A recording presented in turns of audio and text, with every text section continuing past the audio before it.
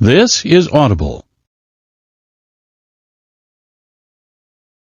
Tantor Audio, a division of Recorded Books, presents Ruthless Idols by Michelle Hercules, narrated by Alex Kidd and Madeline Dower.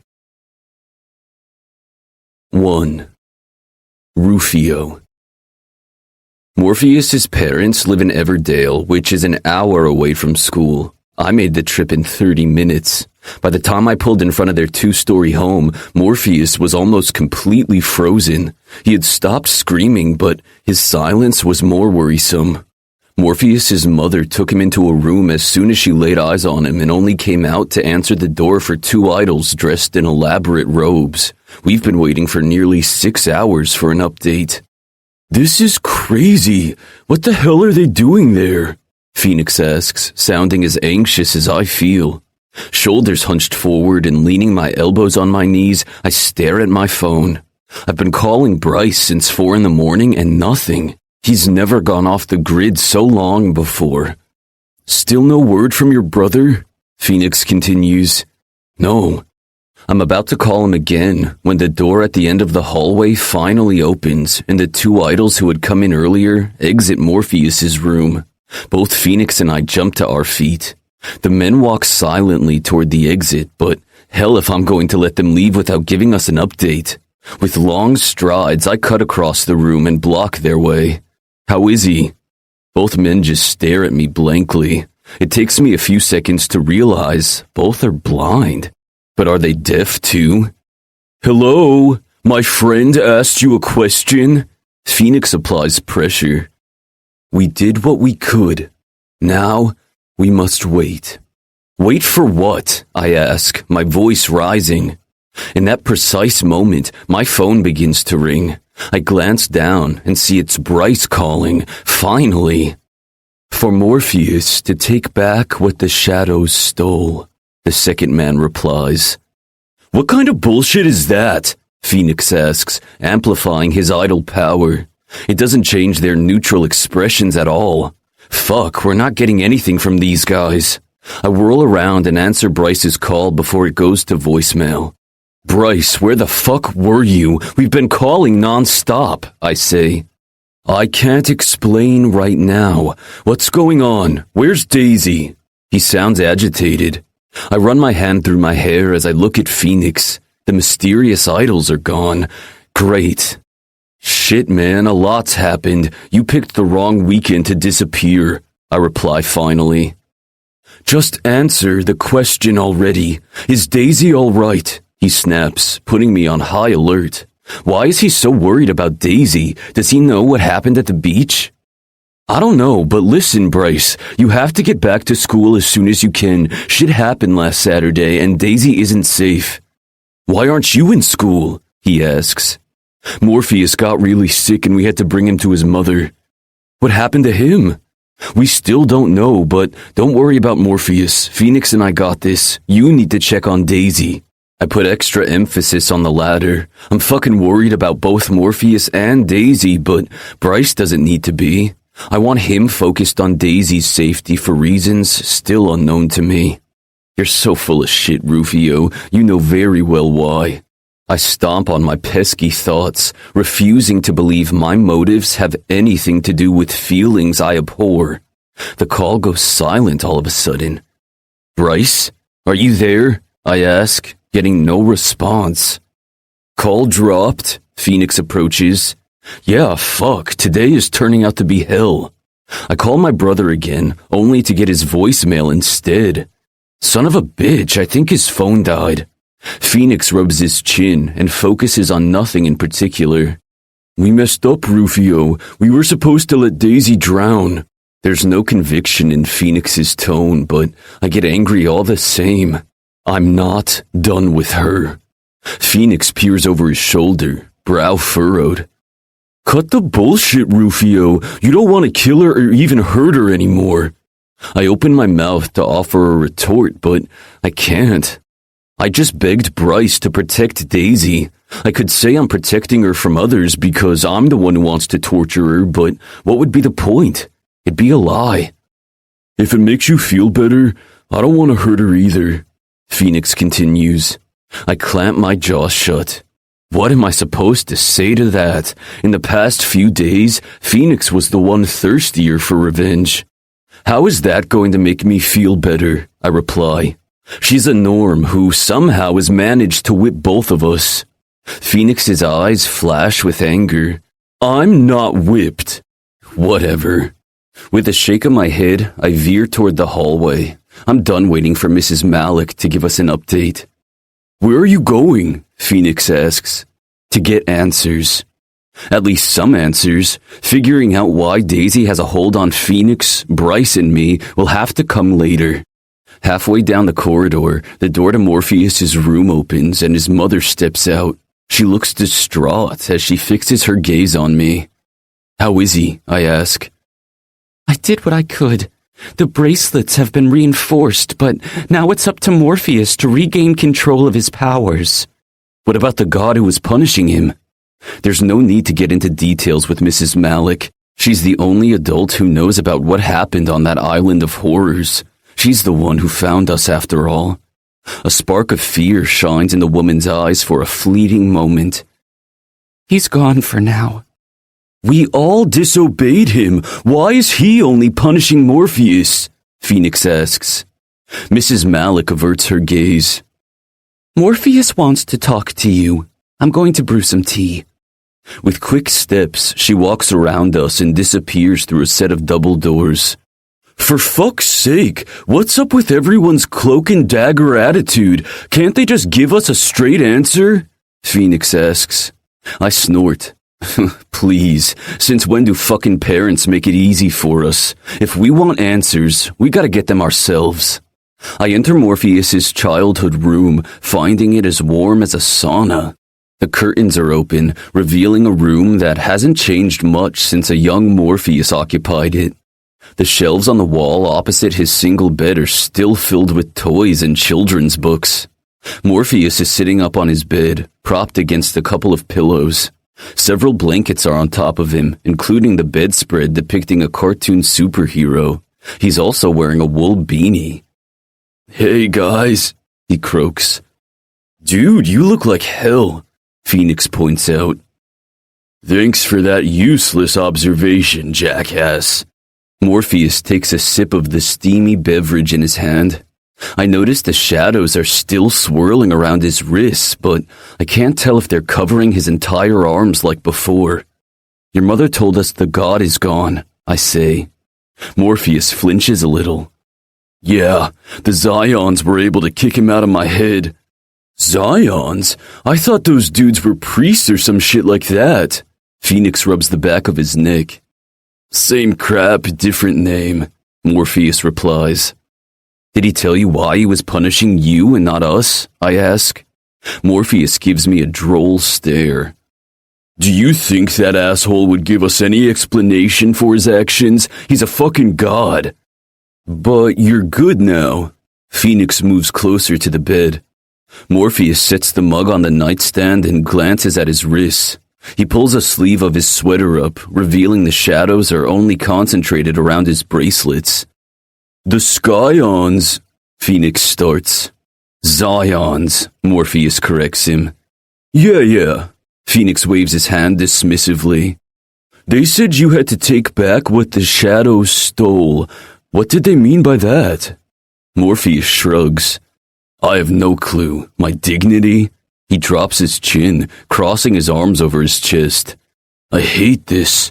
Why can't you control the shadows? I ask bluntly. You're as powerful as Phoenix and me, but you need those bracelets to contain them? I don't get it. Morpheus's dark gaze pierces me, leveling me with the weight of his hard stare. Damn, Rufio, if I knew the answer to that, I wouldn't be sipping hot chocolate in my old bedroom at my parents' house. He pushes the blankets away and throws his legs over the side of the bed. Let's get out of here. The last thing I want is to bump into my father. He wasn't around when we brought you in, I say. That doesn't surprise me. Morpheus stands, wincing as he does. Need help there, buddy? Phoenix makes a motion to grab his arm, but Morpheus hisses. If you touch me, you'll lose a limb. Phoenix takes a step back, lifting his hands in a sign of backing down. Geez, I was just trying to help. Spare me. All right, then, let's go. I veer for the door.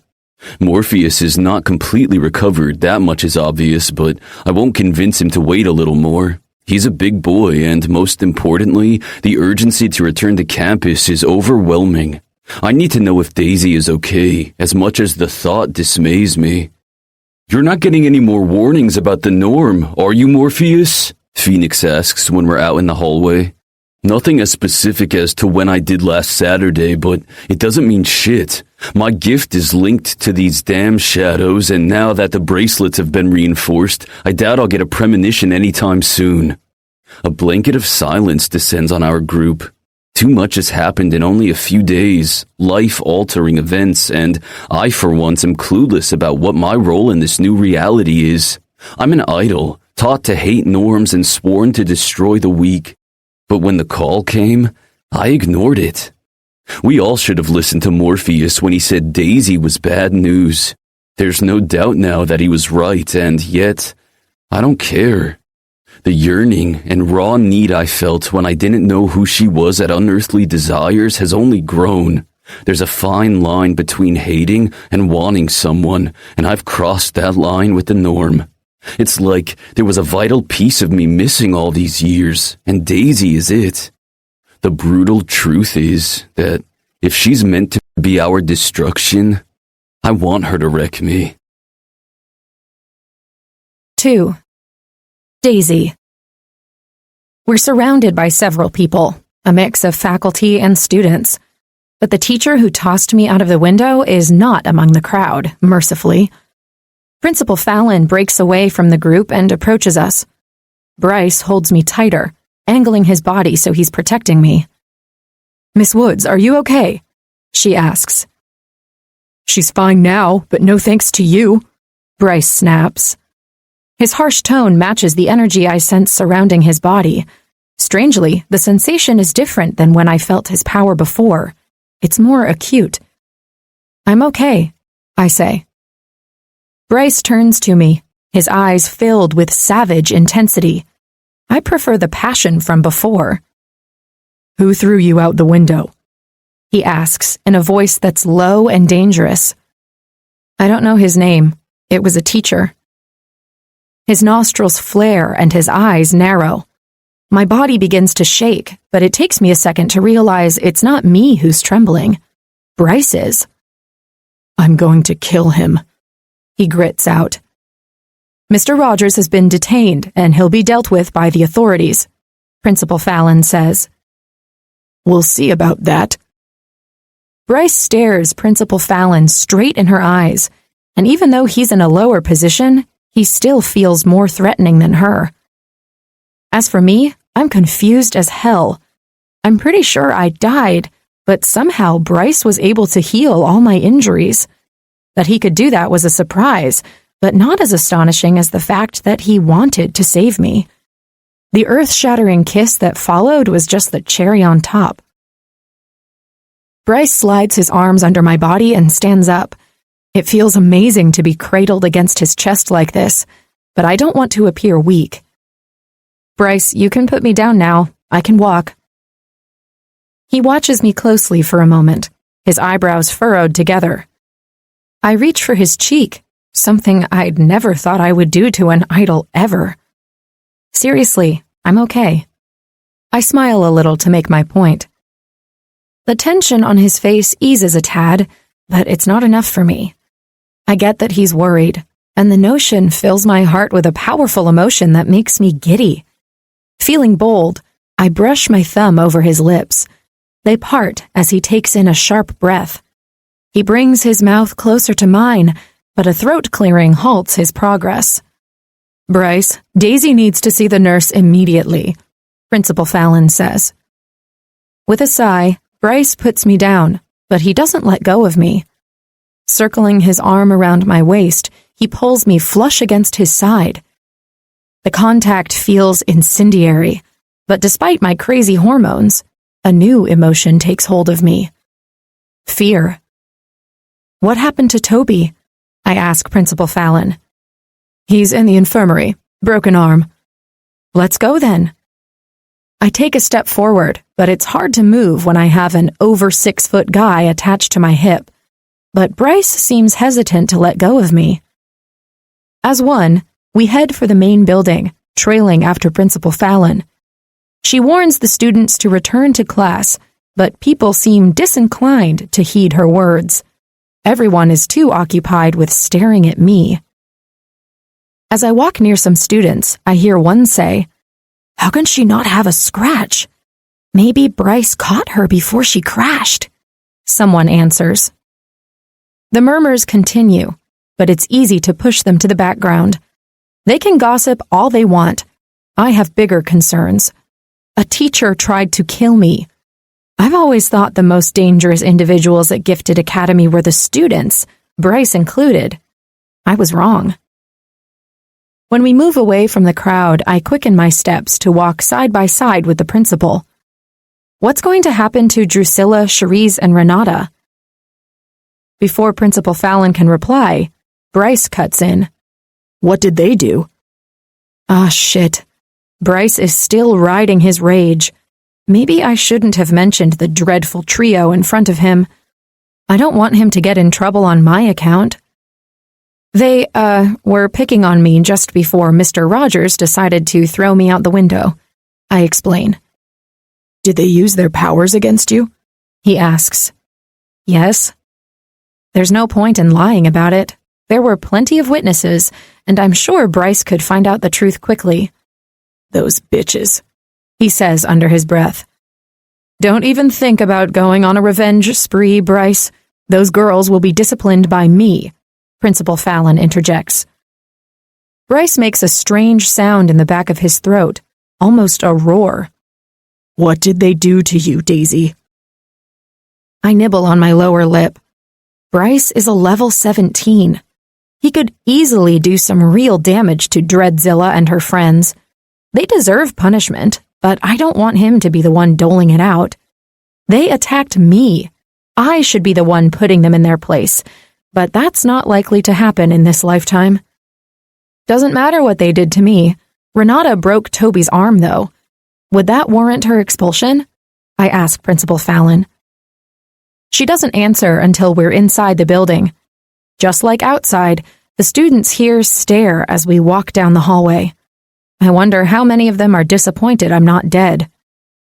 Like I said, those girls will be punished, but that's not something you should worry about, she finally replies. Her dismissive answer clues me in on one thing. Whatever punishment they receive will be mild, and that knowledge pisses me off. With all due respect, Principal Fallon, those idols tortured me and attacked my best friend. I'd say that makes it my concern. I sense Bryce's stare, so I turn to him. You disagree? I ask him. The corners of his lips twitch up. No, not at all. Principal Fallon, however, doesn't offer a retort. I want to ask again what she plans to do with those bullies, but we enter the infirmary next, and Drusilla and her posse are pushed to a corner of my mind for the moment. The nurse is not at her desk, but behind a curtain, which I can only assume is the treatment area. She's talking to Toby, and unaware that she has company. She continues the conversation.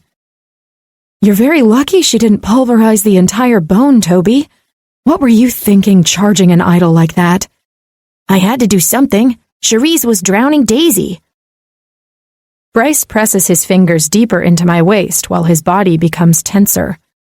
Ellen, how is Toby? Principal Fallon asks.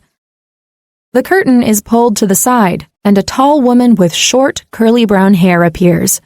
Her expression is grave as she pulls off her rubber gloves. One broken bone. I suppose it could be worse considering who inflicted the pain.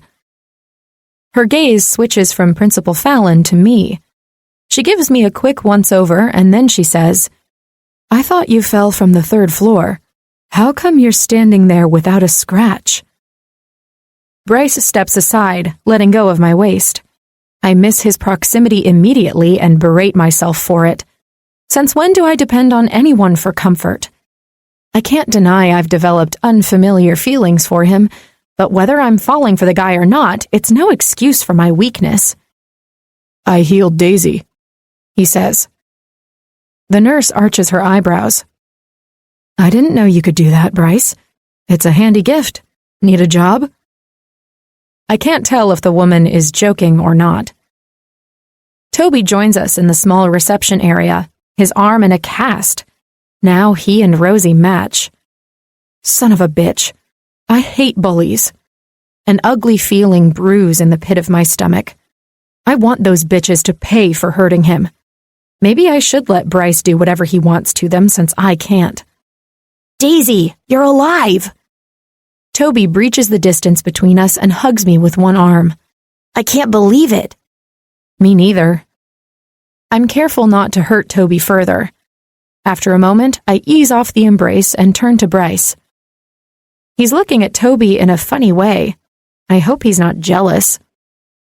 If you're done with Toby, I'd like you to check Daisy, Principal Fallon says. Of course. The nurse turns to Toby. Take the medication I gave you if the pain is too much. No problem, Ellen. He shakes the plastic bottle with pills inside. Toby, we called your parents. They should be here shortly, Principal Fallon says. Why? His voice rises to a shrill. I'm fine. It's school policy. He pinches the bridge of his nose, closing his eyes. They're going to pull me out of Gifted Academy. Let's not worry about that now. Principal Fallon pats his shoulder, then steers him out the door. Boy, that lady is cold. Once he's gone, the nurse says, What's up with you crazy norm kids challenging idols like that? Do you like to live dangerously? Is that it? Maybe we're just tired of being treated like dirt, I retort angrily. Besides, I'm the only crazy norm here. Toby is a fringe. Where did you get that notion from? The nurse's eyes get rounder, as if my statement is news to her. Wait, are you saying Toby is not a fringe? Bryce asks before I can. No, Toby is a norm, Principal Fallon replies, then turns to me. Didn't I mention there was another norm student on a scholarship here? Yeah, but I didn't know it was him, I say, leaving out the fact that Toby has been pretending to be a fringe this whole time. I face Bryce, meeting his eyes. He's just as surprised as I am. I hope he can read in my gaze that I want to keep Toby's deception on the down low. If the other students find out Toby deceived them, it won't end well for him. Please, Bryce, don't say anything. He nods a fraction, as if he actually heard my thoughts. If he did, it's not the first time. One more thing for me to worry about. If he can read my mind, what else does he know about me? Heading for the small examination room, Nurse Ellen says, Shall we, Daisy? 3. Bryce. As much as I want to stay close to Daisy, when my mother stepped out of the infirmary to make a call, I followed her. As soon as she puts the phone away, I grab her arm and turn her around. I'm done playing the respectful son. Mr. Rogers was one of the most level-headed teachers in the entire school. Why would he try to kill Daisy all of a sudden? Mom looks left and right in a cagey manner. There are a few students roaming about, and they're throwing long, curious glances in our direction. I'm only feeding the gossip mill, but I'm way past caring. Now is not the time to talk about Daisy's attempted murder, Mom replies in a low tone. I laugh without humor. At least you're calling it for what it was. You think I'm the worst for what I did to Daisy, but one day you'll understand my reasons. Right. We all have a role to play on the game board of the gods. Such a load of crap. You know what's a load of crap? You. You stink. Where have you been? Shit. With all that happened, my ordeal at the hands of the knights got pushed far back in my mind. Nowhere. I let go of her arm and stepped back. Go take a shower. And before you open your mouth to argue with me, I assure you Daisy won't be left alone. What? You're going to babysit her now? Mom lets out a heavy sigh. I'll ask Ellen to escort Daisy back to her room once the examination is over. Does that mollify you? Not in the least. But now that she brought my attention to my stench, it's all I can smell. And I was all over Daisy, drenched in eau de piss. Fucking great. Fine. But you and I aren't done yet. There's much to discuss. I turn around and stride in the opposite direction. When I pass a group of gossiping idiots who are dumb enough to point their camera phones in my direction, I fry their devices with a snap of my fingers. Aside from yelps, I don't hear a peep. Good. They still remember who's at the top of the food chain in this school. I continue on toward the dorm building, but with each step I take, my muscles become heavier. A great sense of lethargy begins to take hold of me. What the fuck? I'm never fatigued. You were never held captive for over 24 hours, unable to tap into your powers either, you idiot. Maybe everything that happened this weekend is taking a toll on me. After taking twice as long to reach my apartment, I push the door open and stumble toward my room. I yank my clothes off as if I'm drunk and head for the shower. I don't wait for the water to warm up, stepping under the freezing cold jet stream. The cold water should jolt me awake, but it has no effect on the bone tiredness that swept over me. It's not until I begin to see double that I realize this is not merely a case of exhaustion. I'm lightheaded, on the verge of passing out. I lean against the wall with my eyes closed, breathing through my mouth and nose. It's no use. My legs give out from under me, and I fall on the wet tiled floor with a loud thud. What the hell is wrong with me? Daisy. I can't believe it. Nurse Ellen stares at me wide-eyed after she looked at me from all angles. No broken bones, no signs of internal bleeding, not even a scratch mark. I'm down to my underwear, and to say I'm feeling exposed is an understatement. Never mind that the only thing providing privacy is a flimsy green curtain. Anyone can yank it open. I'm surprised Principal Fallon waited outside, though she has seen me wearing less. Crossing my arms in front of my chest, I shrink into myself. How can you tell? You only looked at me. Where's the X-ray machine? Shaking her head, she laughs. Oh, child, I don't need machines to examine my patients. All I need is this. She points at her eyes. You have supervision? Like you can see through stuff? I ask, not hiding my astonishment. Yep, that's why I wanted to be a nurse. It was either that or becoming a bank robber. There's no safe in this world that I can't break through. She gives me a crooked smile. Why not become a doctor? I ask.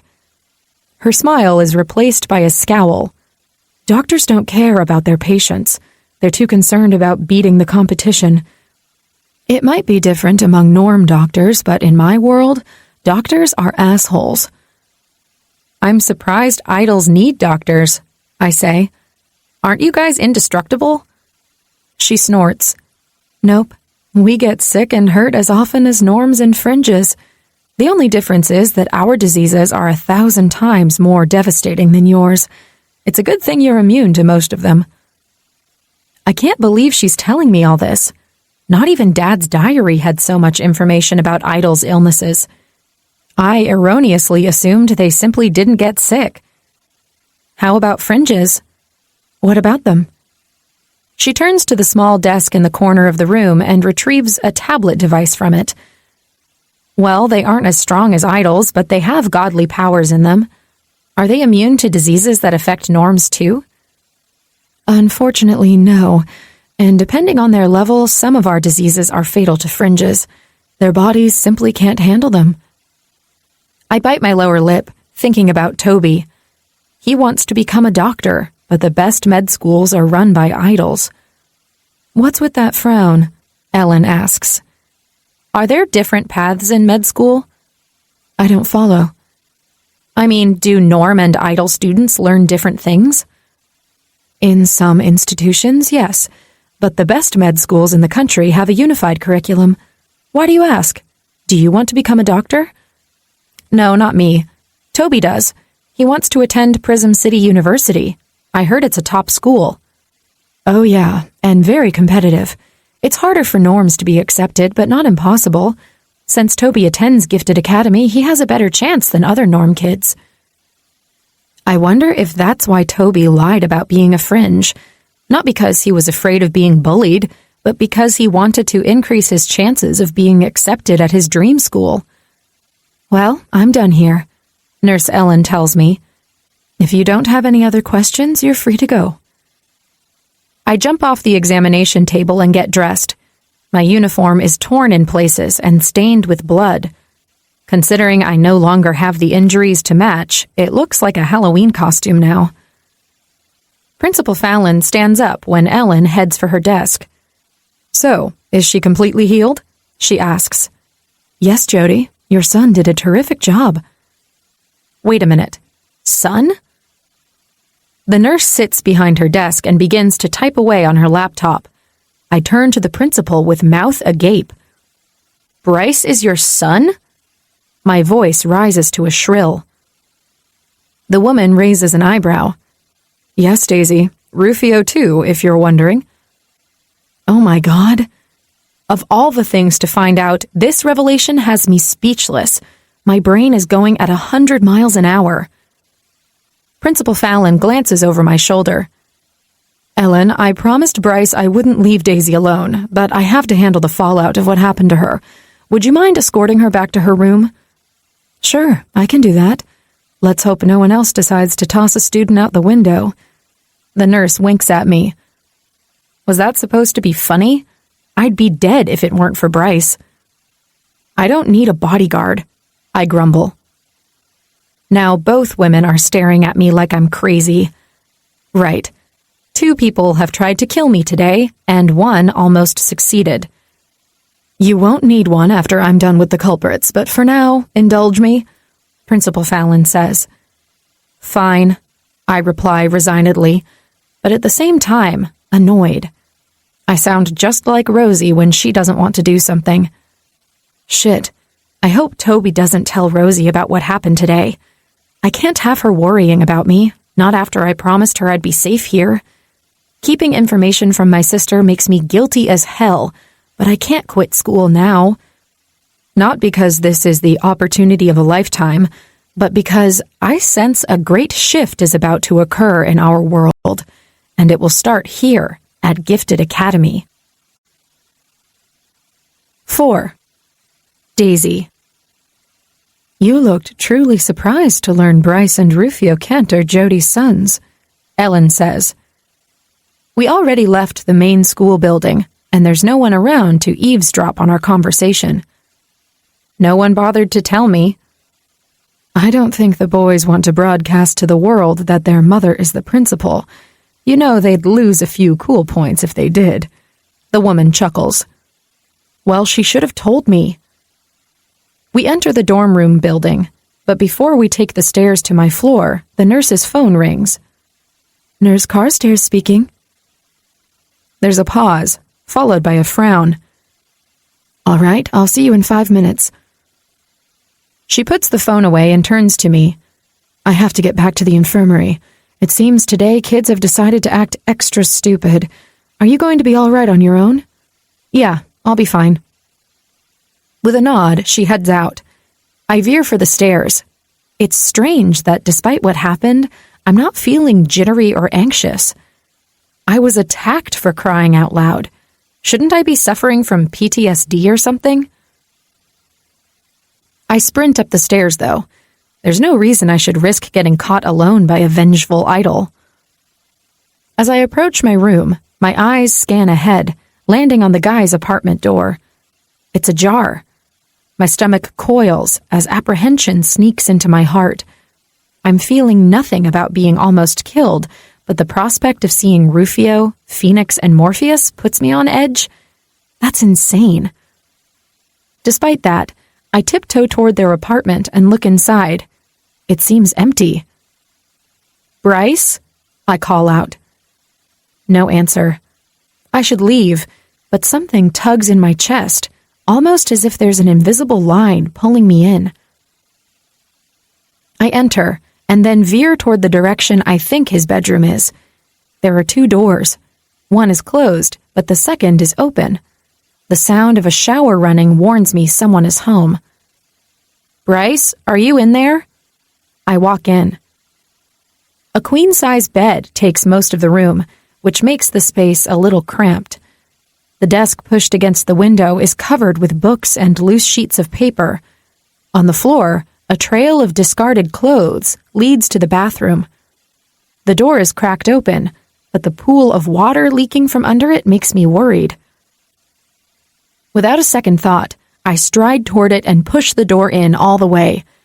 The bathroom is filled with steam, but I can still make out Bryce's legs sticking out from the shower stall. "Bryce!"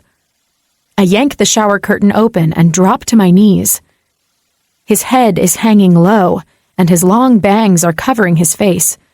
I push them off and lift his chin. "Bryce, wake up!" I shake him. A moan escapes from his lips, but his eyes remain closed. Damn it! I rise again to turn off the shower. Now we're both drenched, but at least he's naked, unlike me. I grab him by the shoulders and shake him harder. "Come on, Bryce, wake up! You're scaring me!" His eyelids peel open, but only halfway. "Daisy, is that you?" "Yes, it's me. Come on, I have to get you out of here." Crouching next to him, I drape his arm over my shoulder and try to lift him off the floor. But I have 2 problems. Bryce is as slick as butter, and he weighs a ton. Damn all those muscles. "Bryce, please, you gotta help me here." "I'm so tired." "Well, can you crawl on your knees then? Because I can't lift you up and drag you out." He rubs his face and then hits his cheek for good measure. Okay. Try to lift me up again." "All right, on the count of 3. 1, 2, 3. I pump my legs up, straining my muscles to the max. Now that Bryce isn't a complete dead weight, we manage to stand and get out of the wet stall. Slowly, I steer him to his bed. I have every intention to let go of him as he falls, but he pulls me with him and I end up on top. He chuckles. "I'm glad you found me." He brings his lips to mine before I can reply, kissing me lazily as if he has all the time in the world, or doesn't have the energy to do more than that. Regardless, my body melts against his, and soon I discover Bryce is not that tired. His cock is very much awake, pressing against my pelvis. With difficulty, I lean back, ending the kiss. "Bryce, I didn't come here to make out with you. You passed out. Shouldn't we call Ellen?" Bryce reaches for my face and cups my cheek. "Nah, I'm beginning to feel better." And I don't think he's lying. His eyes are way more alert than they were before. His lids drop to half-mast as his gaze focuses on my mouth. "How did you get in?" he asks in a husky voice. "You left the door wide open." He lifts his eyes to mine. "Is it still wide open?" "Yeah, why?" He answers with a crooked grin before his bedroom door closes and locks by itself. "Bryce, what do you think you're—" He brings his lips to mine once more, and this kiss is anything but lazy. The hand cupping my cheek slides to the back of my head, keeping me in place as Bryce devours my mouth. He runs his other fingers down my arm before he sprawls them on my hip, digging in a little as he rotates under me. The movement moves his erection closer to my already throbbing clit, eliciting a moan from me. "Bryce," I say between feverish kisses, "we shouldn't be doing this." He stops suddenly, and I pull back completely, now straddling him, which only increases the friction between our bodies.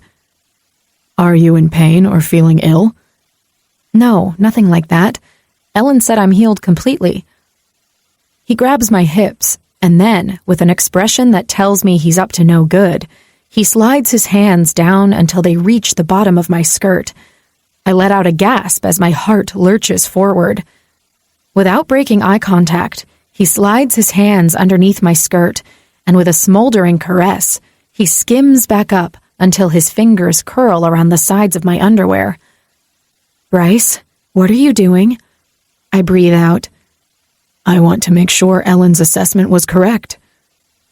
Without releasing his grip on my panties, Bryce drops his eyes to the front of my wet shirt. It must be completely see-through now. Slowly, the buttons pop open. If breathing was difficult before, now it's almost impossible. The fabric gets pushed down my arms by an invisible force until the shirt is gone. Bryce repeats the process with my simple cotton bra. He unclasps the back and peels the wet material off my body using his telekinesis while staring at me with the hunger of a starving man. My breasts are now free, and immediately my nipples turn into small pebbles. "Fuck, you're more breathtaking than I imagined." I'm almost naked in front of him, and yet I don't feel exposed. I'm utterly enjoying his appreciative stare. I'm the meek Norm who can make Bryce, one of the strongest idols I've ever met, go crazy with desire. It makes me feel powerful, invincible. "Touch me," I say, surprising myself with my boldness. I'm not a blushing virgin, but all my previous experiences were the garden variety type. Nothing remarkable. But the fire burning bright in my core tells me that what I'm about to do will be more than remarkable. It will be unforgettable. When Bryce doesn't move fast enough, I grab his hand and bring it to one of my boobs. A hiss escapes his lips and his cock twitches. To torture him more, and also myself, I rotate my hips just a little. Fast as a cobra, Bryce sits up and kisses me. As his tongue goes on a wild exploration, he tears my panties with one hard yank. I don't have the chance to protest before he flips us around. Now I'm the one at his mercy, trapped underneath his Herculean frame. "I don't want to just touch you, Daisy. I want to taste you. Here?" He kisses the corner of my mouth. "Here." Then my chin. "And here." His mouth is on my neck now. Holding his arms, I arch my back. His lips move to my breasts, and the kisses become wetter and hotter.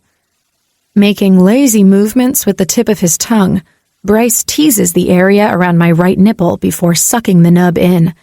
Fuck. My toes curl inside my shoes, and the sound that comes from the back of my throat is hoarse and needy. Bryce lets go of my nipple with a wet pop to continue his progress south. The closer he gets to where I so desperately need him to be, the greater the desire for him becomes. When he reaches my skirt's waistband, he says, "This needs to go now." Using both hands, he tears the fabric in two. "Bryce, what am I going to wear now?" I ask, trying to sound indignant, but I'm too horny for that. His lips curl into a lopsided grin. "Me. But first." He parts my legs gently and brings his mouth to my pussy. One swipe of his tongue against my clit sends an electric current down my legs that turns my blood into liquid fire. "So fucking delicious," he says, before having another taste. With each stroke, he unravels me. I run my fingers through his hair, then yank the long strands by the roots. My hips buckle, a knee-jerk reaction when he inserts 2 fingers inside of me. "Easy there," he chuckles, fanning hot air against my oversensitive skin. Forming coherent words is impossible when I'm trying my hardest not to lose myself completely too soon. I can only answer with a moan, which seems to motivate Bryce even more. He sucks my clit into his mouth as he begins to pump his fingers faster. With my free hand, I curl my fingers around the comforter, trying to hold on. But the feeling that I'm soaring through the sky doesn't disappear. "Oh my God, Bryce, please don't stop." "I don't plan to, darling." He returns to his torture, and not even a minute later, a jolt goes through me and I cry out, arching my back. Bryce continues licking and sucking until I'm boneless and dizzy. Then he eases off me, places a kiss on the inside of my thigh, and jumps out of bed. Leaning on my elbows, I'm about to ask what he's doing when I catch him with a condom wrapper in his hand. Sensing my stare, he sits on the edge of the bed, twisting his body to mine. I want this to happen between us, but if you're not sure or I'm ready, I shout like a sex-depraved woman. Bryce smiles from ear to ear. Thank heavens. He brings the foil package to his mouth and tears it open with his teeth.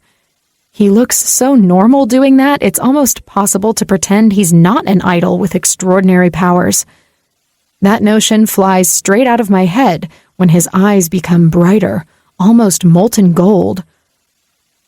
Condom in place, Bryce cages me in with his arms and body. He's kneeling, hovering above me as he stares into my eyes. I've been craving you since I saw you wearing that microskirt and red cowboy boots. I can wear it for you again. I mean, if you want me to. A sudden insecurity rears its ugly head in my heart. This could very well be nothing but a one-time thing. He lowers his body, bringing the head of his cock to my entrance. With a feather-light touch, he pushes strands of hair off my forehead. Daisy, this is not a hookup. Now that I've tasted you, you're not getting rid of me that easily. He slides in slowly, filling me in a delicious way. I close my eyes and clutch Bryce's back. He sears my lips with a torching kiss as he pushes all the way in. In a thoughtless action, I bring my knees up and cross my ankles together. Bryce groans in response, increasing the tempo of his thrusts. In this new angle, I can tell it won't take much for me to climax again. But Bryce isn't satisfied. He hooks his arm under my knees and props my leg over his shoulder. Damn it, it feels even better now. There is no need for words. The song of our bodies together is enough. Bryce's face is red as we lock gazes. His breathing is erratic when he rises to his knees, lifting me with him. With a firm grip on my hips, he doesn't miss a beat. The muscles on his neck and arms strain, and then Bryce becomes the epitome of the god of sex. The lights in his room start to flicker as light emanates from his body. It envelops us both, right before he throws his head back and cries out. Closing my eyes, I follow suit a split second later, this orgasm even more intense than the previous one. It seems to last forever, and not long enough. A moment later, when the light begins to fade, Bryce lowers my body before he collapses next to me. I keep my eyes closed as I attempt to control my breathing. He laces his hand with mine and says, I think I should be rescued more often. This was amazing. Opening my eyes, I turn to him. I loved the outcome, but I'd prefer if you didn't scare me just so you can have sex. He leans on his side and looks at me with a cheeky smile on his gorgeous face. God, he's even more beautiful all sexed up like this. Aw, you were worried about me. You're cute. I hit his chest with the back of my hand. Jerk. I learned today that idols get sick too, so yeah, I got worried. He scooches closer, bringing his face to mine. I'm sorry that I scared you, but I like that you care. His sinful mouth captures mine again, and by the way my body immediately catches fire, I know a second round is coming. Until the sound of Rufio's voice calling out Bryce's name just outside the room douses the fire in the blink of an eye. Shit. The fun is over. 5. Rufio. Bryce, I head for my brother's room. On the way here, our phones were blowing up with news of the incident involving Daisy, which only made me drive faster back to campus. The problem with gossip is nothing is accurate. Each message we received told a different story, but the bottom line is someone tried to kill Daisy and nearly succeeded. Are you home? I tried the door, but it's locked. Yeah, 1 second, he replies. I hear the sound of sheets being tossed and then a loud thump followed by a curse from Bryce. What the hell is going on in there? I frown at the door. What, is his door locked? Phoenix stops next to me. Yup. Want me to unlock it? Phoenix asks. The door opens, but not completely, and Bryce sticks his head out. What is it? His hair is a mess, and his skin is flushed and covered in sweat. One deep breath tells me exactly what Bryce was doing locked in his room. Who's in there with you? I take a step forward, bracing my hand against his door. Not your damn business. Now tell me what you want or leave. I watch Bryce closely. He never gave a fuck about protecting his hookup's identities before. A nagging suspicion makes itself known. Is Daisy in there with you? I ask, my voice cold and hard. Bryce's expression matches my tone. A muscle on his jaw twitches before he replies. What do you want? Fine. He wants to be an ass about it, so be it. Summoning the dark power that lives underneath my skin to the palm of my hand, I turn Bryce's door into nothing but a pile of dust. You fucker! Bryce takes a step forward, ready to unleash his fury on me, when Daisy slips past him and gets in between us. She's wearing nothing but Bryce's sheet around her body. Son of a bitch. Enough already, she says. What are you doing here? Didn't you almost die? Phoenix asks with the tactfulness of a blunt knife. She flinches before she turns to him, but her attention switches to Morpheus, who's hanging back. You don't look well. He shrugs. I'm better now. Yeah, Morpheus is fine. But did you sleep with Bryce? Phoenix's tone of incredulity matches his astonished expression. How is that your business? She levels him with a glare, clutching her makeshift coverall tighter. Even if she weren't naked underneath that wrap, I'd be able to tell. I can smell sex all over her. I wait for jealousy to spear my chest, but all I feel right now is a crazy desire to pull that sheet off Daisy's body. As if sensing where my thoughts have wandered, she looks at me. No guilt in her eyes. She fucked my brother only days after we fooled around, and she's not sorry she got caught. Strangely, that makes her even more alluring in my eyes. You're right, it's not, and I don't give a damn. Phoenix stalks away like a petulant child and plops on the couch. Oh, by the way, a thank you would have been nice, he says as an afterthought. A hint of blush spreads through Daisy's cheeks, the first time I've ever caught that reaction from her. Why would Daisy need to thank you? Bryce arches his eyebrows. Phoenix and Rufio saved me from drowning last Saturday, she replies. What happened? Bryce looks at me. The weather turned bad and Daisy got caught in the middle of it. I purposefully give a vague answer. Just because Daisy has slept with my brother doesn't earn her the right to know everything about us. And you volunteered to save her, Bryce asks. Can't make Daisy's life miserable if she's not around. I give the girl my best wicked smile. With a shake of her head, she says, You're such an ass. I'm still waiting for my thank you, Phoenix pipes in. Embarrassment returns to her eyes, mixing with the contempt. Thank you for saving my life, despite the motives.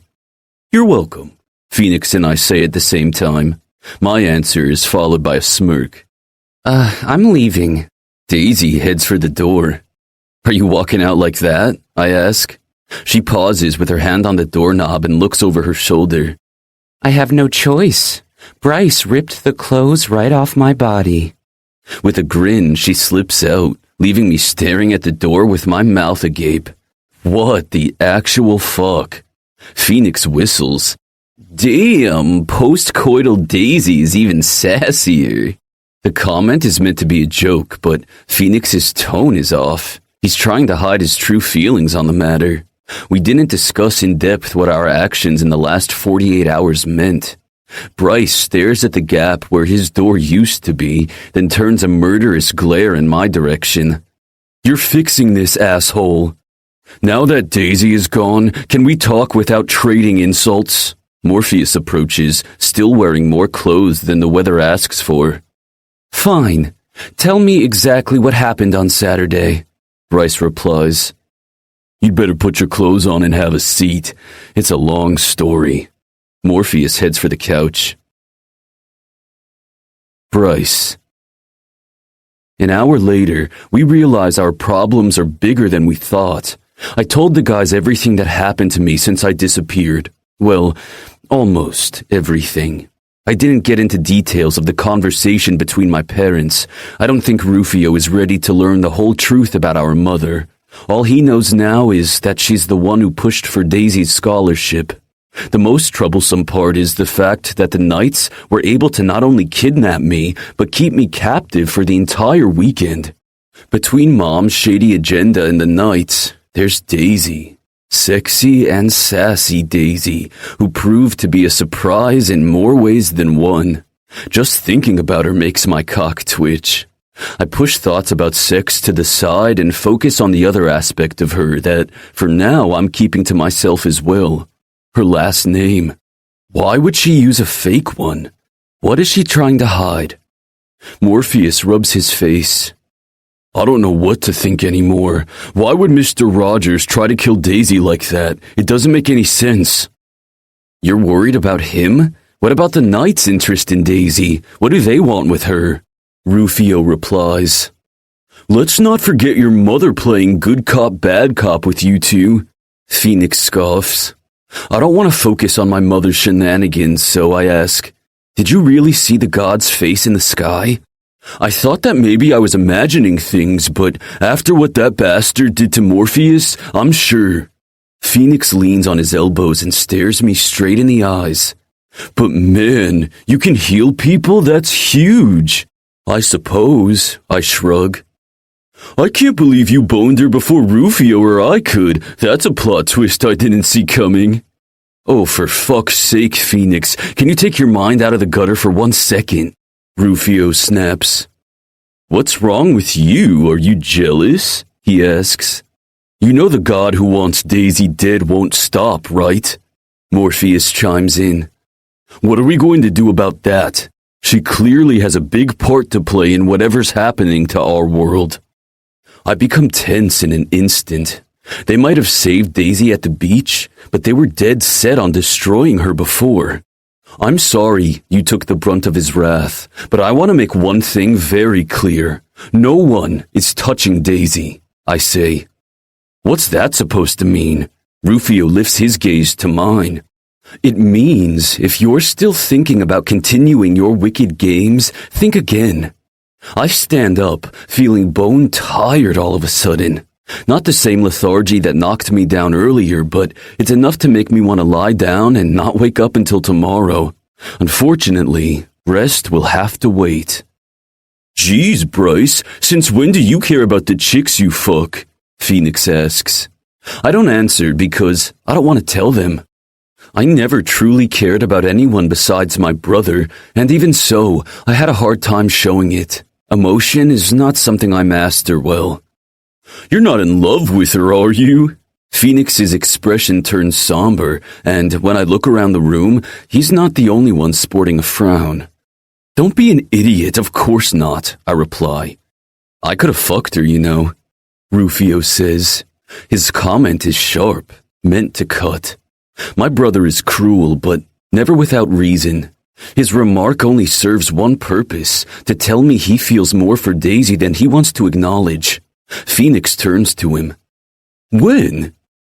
On the evening Bryce was hanging out with her. My brother leans against the couch, sprawling his arms over the backrest. His smug smile is supposed to irritate me, and it's working. I left Daisy in a hurry to protect her from Rufio's anger, but all I did was leave her alone with him. She was high, easy prey. So tell me, brother, why didn't you? I ask. The smile vanishes from his face, replaced by a glare. Because I wanted her to remember, when I do fuck her into oblivion. I did make her scream, though. It turns out she's quite sensitive around her nipples. Watching Rufio through slits, I count to 10 in my head to avoid doing something I'll regret. Phoenix jumps off the couch in a hurry. You know what? Fuck you two. Now I have a boner and am in desperate need of a cold shower. He stalks out of the living room, banging his door so hard that it rattles the picture frame on the wall. Son of a bitch. Morpheus rests his head on his hands. I'm surrounded by idiots. Ignoring Morpheus, Rufio stands from the couch as well. I have zero interest in torturing Daisy now, so don't go getting premature wrinkles on your forehead, brother. Oh yeah? You're simply going to let go of all your hatred toward norms. Rufio smiles ruefully. No, I still believe norms are vermin, but Daisy, he pauses to lick his lower lip, is not a regular norm. The Knights want her alive, and the god we're sworn to wants her dead. She may be a pawn, but I'm betting she's a queen, and I always fuck the queen. With that statement, he walks out. It seems you got competition, Morpheus points out. Narrowing my gaze, I reply, who says I'm playing? 6. Daisy. Alone in my room, I allow myself to freak out completely. I can't believe Bryce and I got caught by those 3. It was a Herculean effort not to let Rufio know how guilty I felt. And the worst of all is that I don't have any reason to feel guilty. He's nothing to me, a blip in my life at Gifted Academy that I wish I could forget. The thought that I was somehow betraying Rufio when I was in bed with Bryce didn't even enter my mind. So then why the hell do I feel dirty now? Suddenly, my room seems confining. The walls are caging me in. I head for the bathroom and take the quickest shower known to man. Then, once I can no longer smell Bryce on my skin, I get dressed in a simple pair of jeans and a t-shirt. I'm heading out. I stick my head out in the hallway first to make sure the coast is clear, then sprint toward the stairs and out of the building. On my way to the bus stop just outside of the campus gates, I call Toby. He was freaking out about his parents' visit, and I want to make sure everything is okay. The call goes straight to voicemail. Crap. I hope he's okay. I call Rosie next, but she doesn't answer. I remember that she should still be in school. I park my butt on the bus stop bench and look out in the distance, thinking how my life has done a 180 on me. A moment later, the sound of an approaching vehicle calls my attention to the road.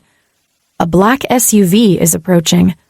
The windows are tinted black, and I can't see who is inside. The car slows down when it passes in front of the bus stop, and I have the eerie impression that the driver is staring at me. I clutch my backpack tighter against my chest, using it as a shield. The SUV speeds up again before stopping at the gates of Gifted Academy. In that precise moment, my bus arrives. I pay for my ticket and veer for the closest set of empty seats near the front. I don't feel safe sitting in the back of the bus. More often than not, that's where bullying occurs. The bus is almost empty, and the few passengers are all adults. None of them bat an eye toward me. The drive from Gifted Academy to the Saturn's Bay City Center takes a little over an hour. During that time, I look out the window and take time to reflect on my predicament. A teacher tried to kill me, and I don't know why. I slept with Bryce, and it was the most exhilarating experience of life, which still doesn't diminish my attraction for his brother. Oh, and I also lost my lightning glass dagger. I nibble on my lower lip. That part worries me the most. Who found it? And whoever did, will they know what it is? I pull the thick tome the librarian lent me from my backpack. I haven't lost the place Bryce marked, the one where it explains what I must do to keep Phoenix from messing with my head. It turns out acting on it will be more difficult than finding the solution itself. But I think maybe I should read the whole thing from start to finish. Bryce seemed very interested in the book when he saw it. What other important information about the idols does it contain? The lettering on the cover is faded, but even so, I angle my body so I'm concealing most of the book from the woman sitting across the aisle. I can't take any chances. By the time the bus approaches my stop, I've read roughly 10% of the book and found nothing that really jumped out. It doesn't matter. I'll keep reading until I'm done. I stick the book back into my backpack and hop off the bus. It's warmer here than it is at Gifted Academy, probably because of the traffic, and soon sweat begins to trickle down my back and between my breasts. I walk fast, sticking to the side of the curb that's under the building's shade. Looking at my phone's clock, I see Rosie's school will be out in 10 minutes. My former high school is just around the corner. I should be able to catch her before she takes the bus home. When I round the corner onto the school's street, the first thing I see parked in front of the building is Toby's car, Purple Delight. As I get nearer, I catch sight of Toby's bright red hair. He's leaning against the car, facing the building. Students are already milling out. Before I can get to him, Rosie walks out. She lets out a squeak and runs into Toby's arms. Whoa, when did they move from awkward side glances to that? I slow my pace so I can observe them without being spotted. Rosie's chin dips. She must be looking at Toby's cast. She lifts her face a moment later and cups his cheek. I freeze, not wanting to be the older sister who interrupts a tender moment. Rosie rises on her tiptoes and kisses Toby on his lips. I don't know if that's their first time or not, but their lip-locking gets intense pretty quickly. Okay, now's the time to interrupt them. With quick strides, I reach the side of Toby's car, but they're too engrossed in each other and oblivious to my presence. I clear my throat. Rosie steps down and turns toward me with her face flushed. Her eyes become as round as saucers when she sees me there. Daisy, what are you doing here? If it's possible, Rosie's cheeks are now redder than a tomato. Toby's face is not doing much better either. I had to get out for a while. So, when did this happen? I wave my index finger between them. Toby scratches the back of his neck and glances down. Rosie pouts. Just now, if you must know. Thanks for ruining the moment, by the way. I shake my head. Yes, it was totally on purpose. I turn to Toby. I called you to ask how things went with your parents. It went straight to voicemail. Toby pinches his lips, furrowing his brow. I didn't feel like talking to anyone. Anyone besides my sister, you mean? Rosie slides closer to Toby and links her hand with his. It's what good boyfriends do. The frown disappears from Toby's face as he gazes at my sister. I'm your boyfriend? Well, aren't you? Well, I guess so. That is, if you want me to be your boyfriend. I turn my gaze skyward. Boy, you're dense. More so than ever. I'm leaving Gifted Academy, he says. What? Rosie and I say at the same time. Why? They didn't expel you, did they? I take a step forward. Why would Toby be expelled? Rosie looks from me to him. Pinching the bridge of his nose, Toby says, Can we go somewhere to talk? I don't feel like having this conversation standing in the middle of the street. We slide into Purple Delight. Rosie takes the shotgun, naturally. It feels strange that my baby sister now has a boyfriend, but a sense of unease is growing in my chest. I've come to care deeply for Toby in the few weeks we've known each other, but I still don't know anything about him, only that he pretended to be a fringe for 2 years. How did he even pull it off? Where should we go? Rosie asks. Anywhere but Poppy's joint, I reply quickly. I can't deal with Poppy or Felicity right now. I'm still trying to process everything that happened. Rosie turns around in her seat. I never got to ask you how your surfing lesson went. Toby told me he took you to Echo Cove on Saturday. I search for Toby's gaze in the rearview mirror. I can't believe he didn't tell Rosie what happened at the beach. It was a disaster, I finally reply. I don't think I'm meant to be a surfer. Really? You're quitting after one lesson? Rosie chuckles. Did you expect to be a pro from the get-go? No, it's not that. It just didn't live up to my expectations. I thought I was going to enjoy it more. It's not a big deal. At least I've done it.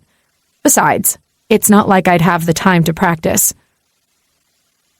Rosie turns to Toby. Are you going to tell me how you broke your arm or not? I got into a fight with an idol. Toby, are you crazy? Rosie's voice rises to a shrill. Why? To defend me, I say. I don't want Toby to lie to Rosie on my account. Some bullies were seriously hurting me. Rosie turns to me again, her blue eyes blazing with fury. I told you Gifted Academy would be dangerous. Oh, Rosie, we're norms. Anywhere is dangerous to our kind, I reply. Not only norms, look what those bastards did to Toby. Rosie's gaze drops to his cast. Rosie, I actually need to tell you something, Toby says meekly. What is it? Her voice becomes tight. I'm not a fringe. Toby keeps his eyes glued on the road ahead. I don't understand. I'm a norm, just like you and Daisy. I've been pretending to be a low-level fringe for 2 years, since I was accepted at Gifted Academy, to be exact. Why? Toby lets out a heavy exhale and spares a quick glance at Rosie. For 2 reasons. 1, I knew that being the only norm student in a school filled with idols and high-level fringes would be a nightmare. And 2, my dream is to attend the top medical school in the country. Do you want to know how many norm students they accept each year? I guess not many, Rosie replies in a small voice. 0. There hasn't been a norm student at Prism City University in over 10 years. 10 fucking years! Toby hits the steering wheel hard. Both Rosie and I wince at his outburst. I've never seen him lose control like that. He shakes his head. I'm sorry. I didn't mean to scare you. He glances at Rosie apologetically. It's just so damn frustrating that because we're norms, we don't get the same chances as idols and fringes. Rosie reaches over and covers Toby's hand with hers. You don't need to apologize. We know more than anyone how unfair life is. I wish all idols would be blown off the face of the earth. I hate them like I've never hated anything in my life. Rosie's confession is not new to me. I used to feel the same way. But she sounds way harsher now, as if her hatred for idols has grown exponentially in the last year. You aren't mad that I didn't tell you the truth sooner? Toby asks. Rosie pulls her hand back. A little, but you told me now. How did you manage to convince those idols you weren't a norm? I ask. They can sense our lack of powers. Science. The biggest challenge was masking the fact that I didn't possess any gift. I told you that my father works for one of the idols who isn't hateful, right? Yeah. Anyway, I asked him how he could tell the difference between fringes and norms. It's all in the energy surrounding the person. When you meet an idol, the first thing they do is scan you. It's the same way for us. We know when we're in the presence of an idol because their energy is too powerful to be ignored. Norms can't easily sense fringes, especially if they're low levels. So did you build an energetic field around yourself? I ask. Sort of. We stop at a red light, and Toby lets go of the steering wheel to pull a necklace from under his shirt. This pendant is actually a magnetic field generator. It emits waves that mimic the energy a low-level fringe exudes. Wow, ingenious, Rosie says. And they never wondered what your gift was? I ask. I knew that at some point I'd have to demonstrate what I could do, so I picked the time and place where there would be enough students around. What did you do? Rosie asks. I made some drinks explode in the cafeteria. I placed special cups among the regular ones. They had a fake bottom, and inside I hid a mechanism that would pump pressured air against the liquid via remote control. That's impressive. I wish I could have seen it, I say, bitterly remembering when Drusilla dumped orange juice over my head in the cafeteria. I wonder what's going to happen to the odious girl and her friends. In a perfect world, they'd be kicked out of school, but there's no such thing if you're an idol. Distracted by the conversation, I don't realize where Toby is going until he turns on a familiar street. Rosie looks out the window and says, "Oh, I thought you wanted to do something." "I can't. I'm sorry. I wasn't supposed to go anywhere. My parents are freaking out about what happened to me. Well, mostly my mother, but she's the loudest. It's the reason I'm not returning to school." "Wait, are they pulling you out? How is that fair?" I ask. "It's not. But my mother doesn't think a diploma from Gifted Academy is worth losing my life, and my father doesn't have the cojones to go against her wishes. He's whipped." "Where are you going to go now? Maybe you can enroll in my school." Rosie's tone becomes hopeful. Toby parks the car in front of our house and lets out a heavy sigh. "I wish. Unfortunately, I live outside your school zone." "That's too bad." Toby unbuckles his seatbelt and leans over to Rosie's side. She does the same, and they meet in the middle for, damn, more kissing.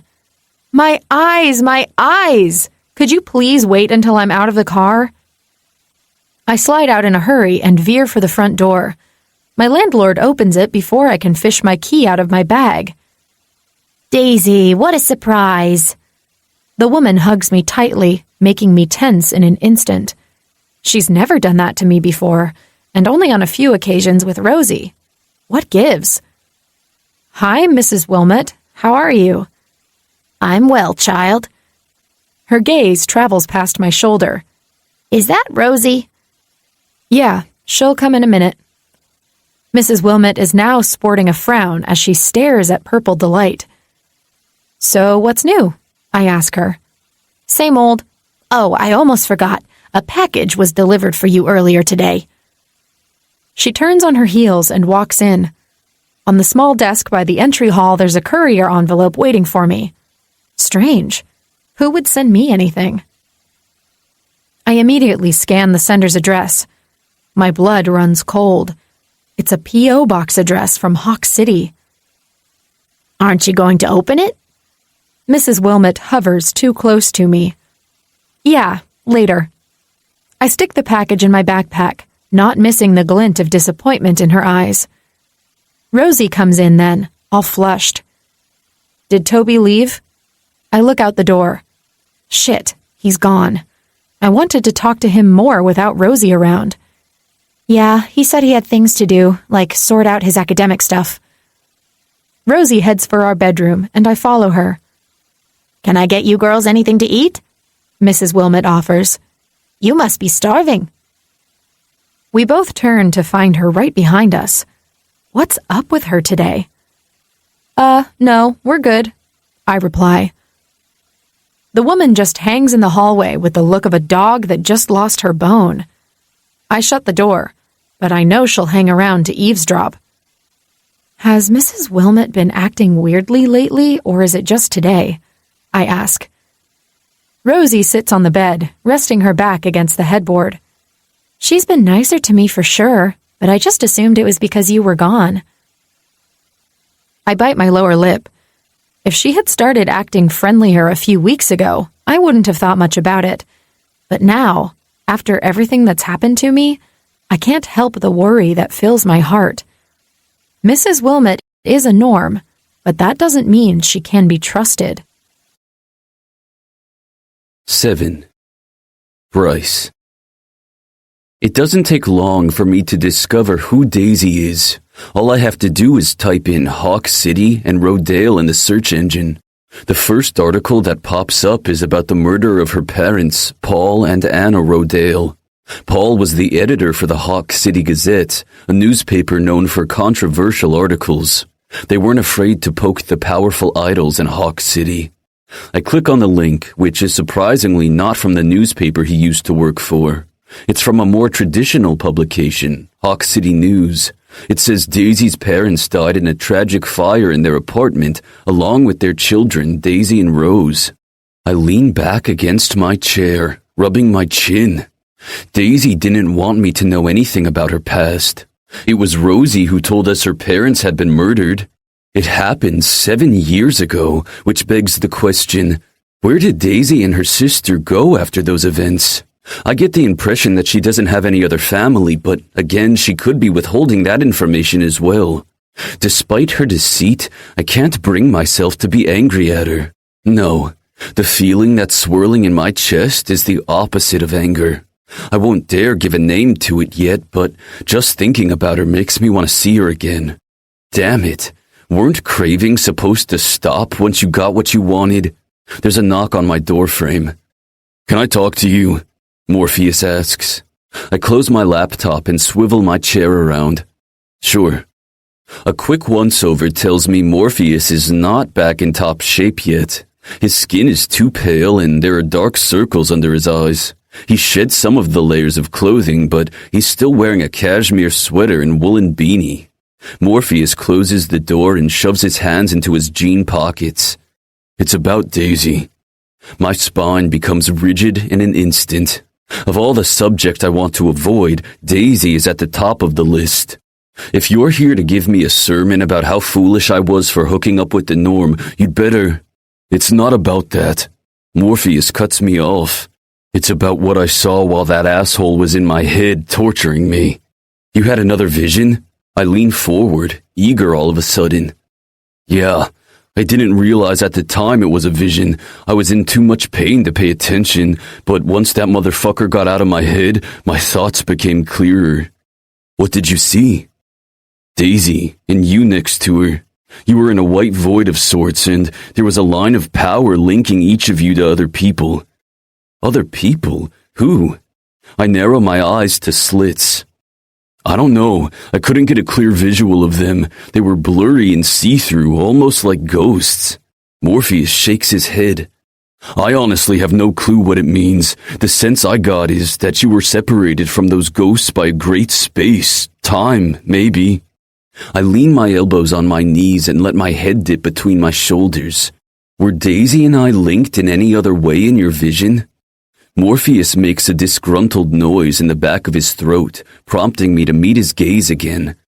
What? There was an infinity band circling your wrists.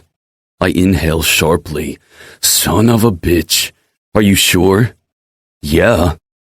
Running my fingers through my hair, I straighten up in my chair.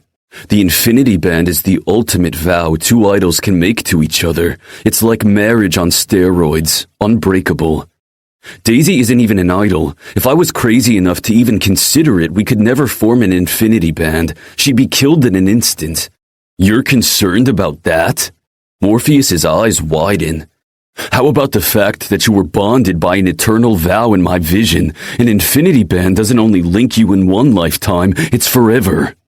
I know that. Geez, Morpheus, chill out. I'm not worried about it because it's never going to happen, and not because Daisy is a norm. I'd never do something stupid like that. Fine, whatever. But we still need to figure out who you two were connected to in my vision. If it's someone from the past, you should start with your bloodlines. Daisy's will be trickier. Do we even know where she's from originally? Hawk City, I reply. Damn, there must be thousands of Woods in that metropolis. Her last name isn't Woods. I turn my laptop, opening it once more. There's no sense hiding what I learned from Morpheus, not after what he told me. Her last name is Rodale, and her parents died in a fire 7 years ago. Her father was the editor of the Hawk City Gazette. Shit, isn't that newspaper known for inflammatory articles?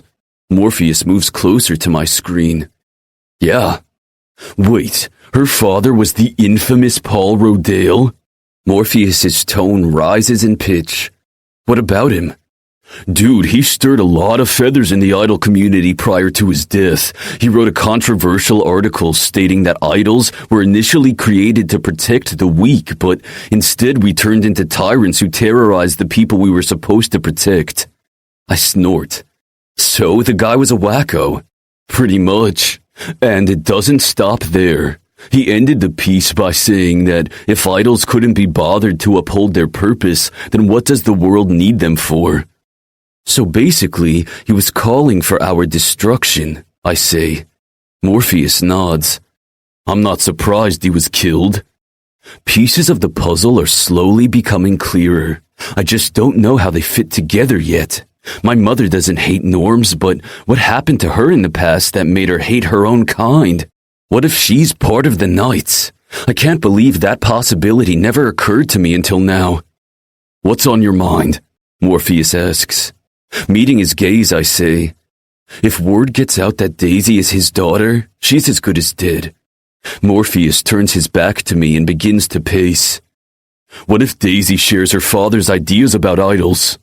His suspicion makes my blood run cold. What if I allowed myself to care about someone who wanted me dead all along? No, I don't believe Daisy is duplicitous like that. I don't think she does. Morpheus whirls around. How can you be so sure? I'm not, but what if she does share the same ideas as her father? She's a norm, Morpheus, powerless. She can't kill us by just wishing us dead. But she could be working for the Knights, and they aren't powerless. I run a hand through my hair. They could have easily killed me, but they didn't.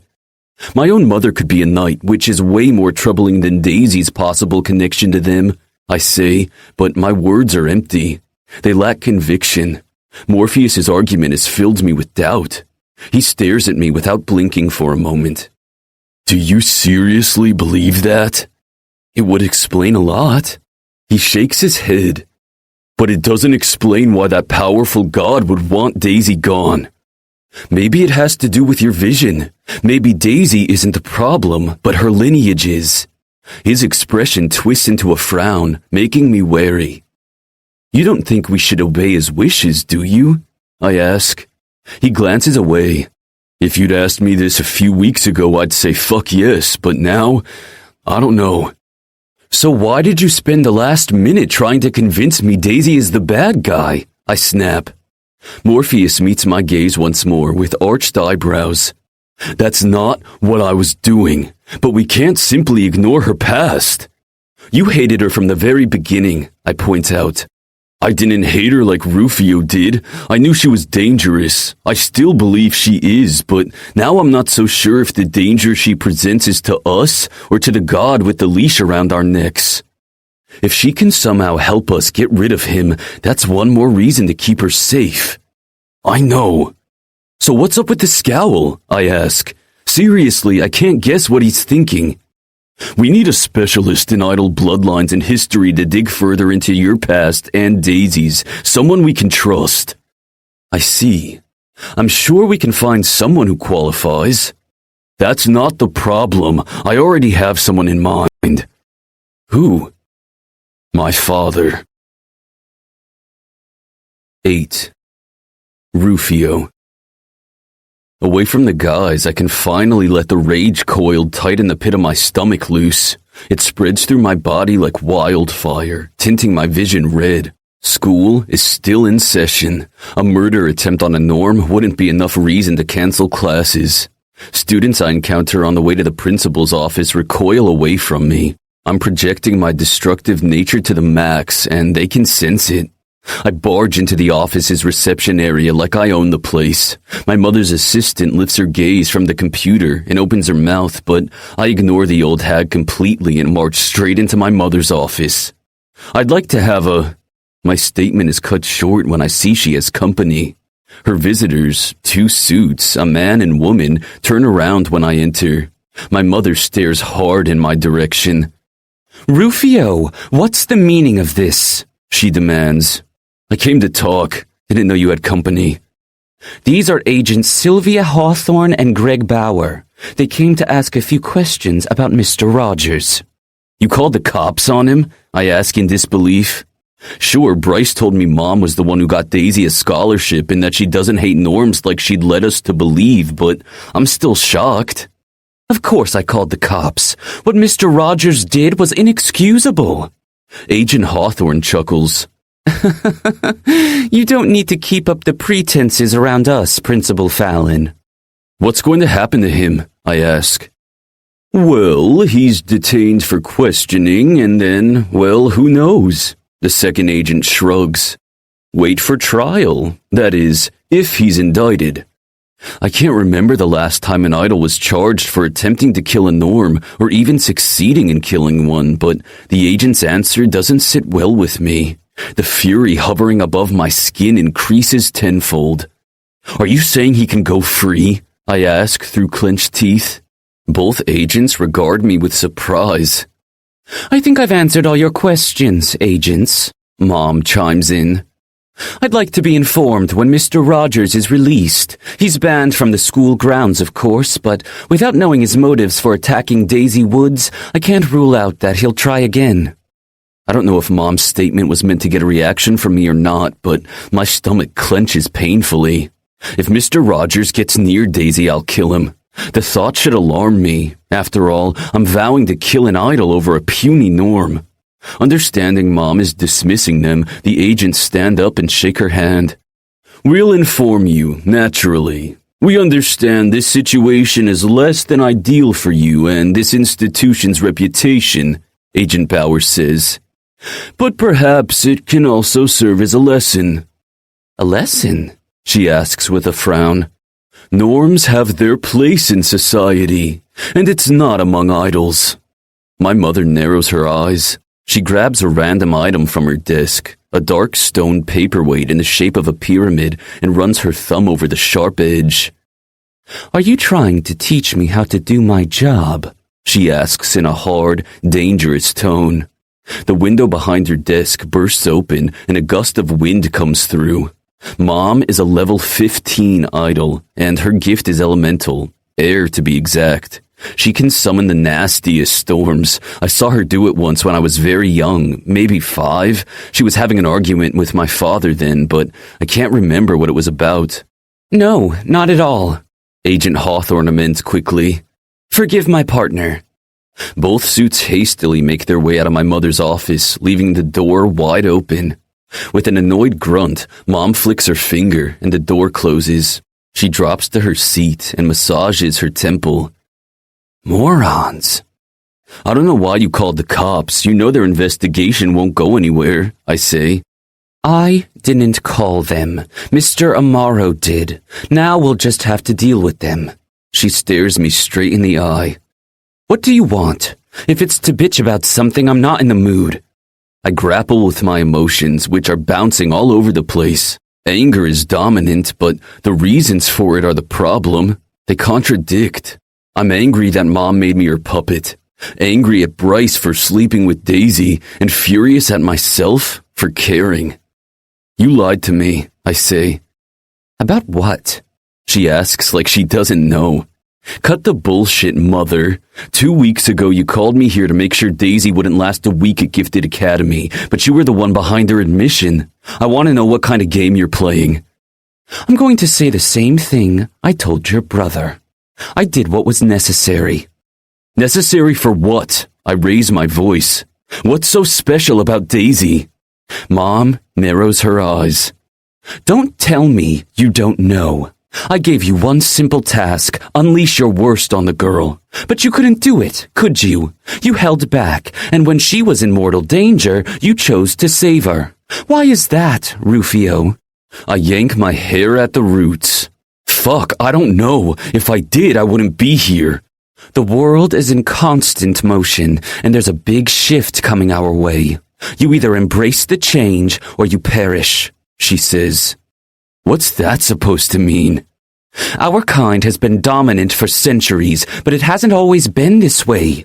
The universe works in cycles, and we're on the verge of an era where idols are no longer at the top. You mean norms are going to take over, and you're planning on siding with them?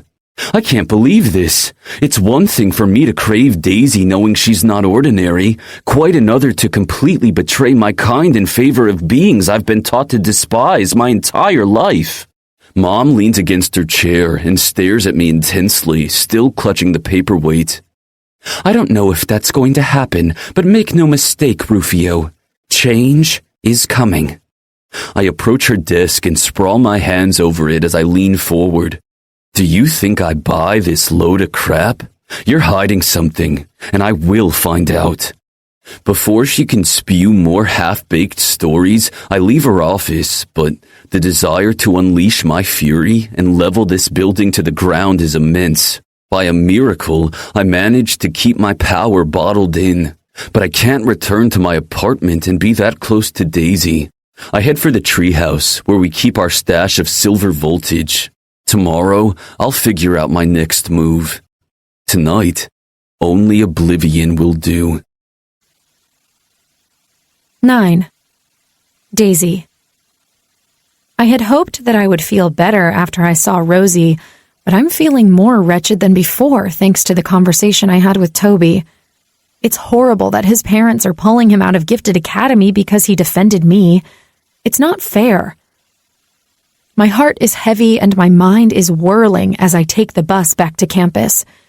The mysterious package from Hawk City is burning a hole through my backpack, but I won't open it until I'm in my room. Not knowing who sent it or what it contains, it would be a bad idea to find out in public. About 15 minutes away from my stop, the bus's engine begins to sputter. The vehicle loses speed until the driver pulls off the highway. "What's going on?" a woman sitting across the aisle asks. Grumbling, the driver heads out to check the bus's motor. A few minutes later, he returns, fuming and cursing. "All right, folks, this bus is not going anywhere. You all have to wait for the next one." Distressed murmurs erupt among the passengers. I look out the window and curse in my head. The next bus won't come for another hour. I'll get back to school faster if I walk. One by one, the passengers file out of the bus. I hoist my backpack over my shoulder and follow them. Together, we head toward the next bus stop, which is half a mile from where we are. They all stay there, but I continue on. The afternoon sun is hot on my back, but the walk is not unbearable. I'm glad I'm wearing my comfortable sneakers. About 30 minutes up the road, I hear the sound of a car approach. Without changing my pace, I glance over my shoulder. An old station wagon slows down until it stops next to me. I'm wary in an instant, even if the occupants of the vehicle are an old couple. "Hello there," the woman says with a smile. "Are you okay?" "Yeah, I'm fine." "Where are you headed in this heat? Do you need a ride somewhere?" the man asks. I shake my head. As tempting as it is to not have to walk all the way to campus, I know better than to accept rides from strangers, no matter how friendly they seem. It's okay, I'm not too far from my destination. "It's no big deal, sweetheart. We're headed in that direction anyway," the woman insists. "No, really, I'm okay." I begin to walk faster. "Nonsense. We can't simply let you walk all by yourself. It's not safe. I'd feel horrible if we just left you behind." They're too pushy. I don't sense power coming from them, which means they're norms. But even so, that doesn't mean I can trust them. Norms can be bad too. Maybe I should run back to the bus stop and wait for the next bus to come. No offense, but I don't know you and I was taught to never get into a car with strangers, I say, ready to bolt. The smile wilts from the woman's face. "I understand, but I must insist." Something strange happens to me. My mind becomes foggy, and I start to see the friendly couple in an entirely different light. I can't remember now why I shouldn't accept their offer. "Okay," I reply. "Good girl. Hop in, Daisy. We'll get you back to Gifted Academy in no time." I open the back door and slide into their car. They know my name and where I'm going, but that doesn't alarm me at all. "You're so lucky we saw you on the side of the road. It's not safe for a pretty girl like you to be walking by yourself in the middle of nowhere," the old man says. "Yes, I'm very fortunate. Thank you," I reply.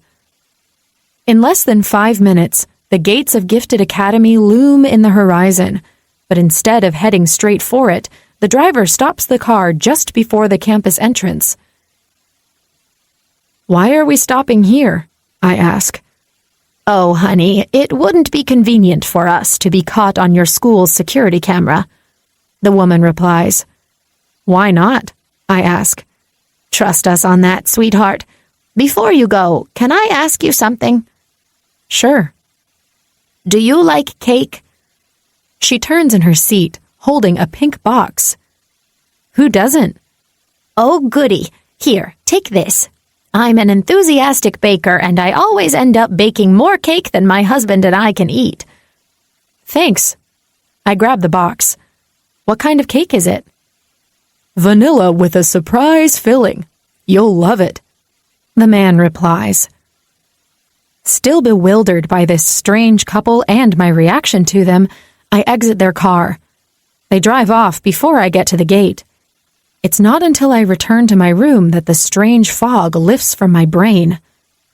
Holy shit. I don't know who those people were, but they scrambled my thoughts, which means they weren't norms like I thought they were. Suddenly, the pink box feels like a ticking bomb. What the hell is inside? Placing it on my desk, I open the lid slowly. Relief washes over me when I see it's indeed a round cake with vanilla frosting. But the guy said something about the filling. Afraid to stick my fingers in the cake, I grab a pencil from my desk and push it through the top. Halfway in, I feel resistance. There's something hard inside. My heart is pounding hard as I destroy the top layer of the cake. I suck in a breath when I discover the surprise inside. Another lightning glass dagger. I take a step back, trembling. My chest feels tight as panic sets in. Seeing a replica of the weapon I lost earlier works as a gate opener. The emotions I should have felt earlier, the fear that gripped me when I fell out the window, finally come forth. Like an avalanche, it runs me over, burying me alive. I sit at the edge of my bed with my head in my hands and cry. Sobs rack my body, coming out loud and pitiful. Even when the tears are gone, I continue to shake. I get up and head for the bathroom to wash my face when I see my backpack discarded by the foot of the bed and remember the mysterious package from Hawk City. After finding the dagger in the cake, I'm even more leery to open it, but I can't simply ignore it. I'm already a mess anyway. Whatever it is, it can't make me feel worse. I yank the cardboard envelope out and rip it open. Inside, I find a single sheet of paper. A black and white photograph, to be precise, of my father when he was a teen, standing between two men and a woman. One of the men I don't recognize, but the other two people I do. It's Mr. X and Principal Fallon. Son of a bitch! Morpheus. I try to rest because I know I'm not completely recovered from my ordeal, but I only managed to catch an hour of restless sleep before my eyes fly open. An acute pain spears my chest. I'm not shivering, and a quick glance at my wrist tells me the shadows aren't to blame for the crushing weight threatening to cave in my rib cage. With a gasp, I sit up. As fast as the pain came, it goes away, but my breathing is still erratic. What the hell was that? I get out of bed and head for the kitchen. The apartment is quiet. A soft glow coming from Bryce's room tells me he must still be glued to his laptop. Knowing how strained my relationship is with my father, he's going to do as much research about his bloodline as possible before I turn to the man who loathes me. I'm on my way to the fridge when some strange tug draws my attention to the front door. I've never felt a hunch before that didn't involve my shadows wreaking havoc, but maybe thanks to the bracelet's reinforcements, the shadows can't manifest. Ignoring the pull is not only unwise, but not something I can do. I stride out of the apartment and, surprise, surprise, the strange tug leads me to Daisy's door. What am I supposed to do now? I place my sprawled fingers against the hard surface and wait for, I don't know what. A sign that I should knock? Fuck, where is this bout of uncertainty coming from? I wait for several beats until I realize I'm acting like a fool. I curl my hand into a fist, ready to knock, when Daisy opens the door. Her eyes are red and puffy. Worry immediately hits me. Are you okay? I ask. No, what are you doing here? A rush of embarrassment goes through me. I came to check on you. How did you know there was someone at your door? She bites her lower lip and fidgets where she stands. I don't know. I sense the lie, so I ask. You didn't ask Principal Fallon to give you access to the security camera feed, did you? Daisy snorts. Right, like that would help me much. If any of you wanted to break in, a security camera wouldn't stop you. Actually, we couldn't break in, I say. Come on, a door wouldn't deter any of you. I guess Principal Fallon forgot to tell you that all dorm doors are reinforced. No amount of idle power could break through them. Daisy's eyebrows arch. No, she didn't tell me.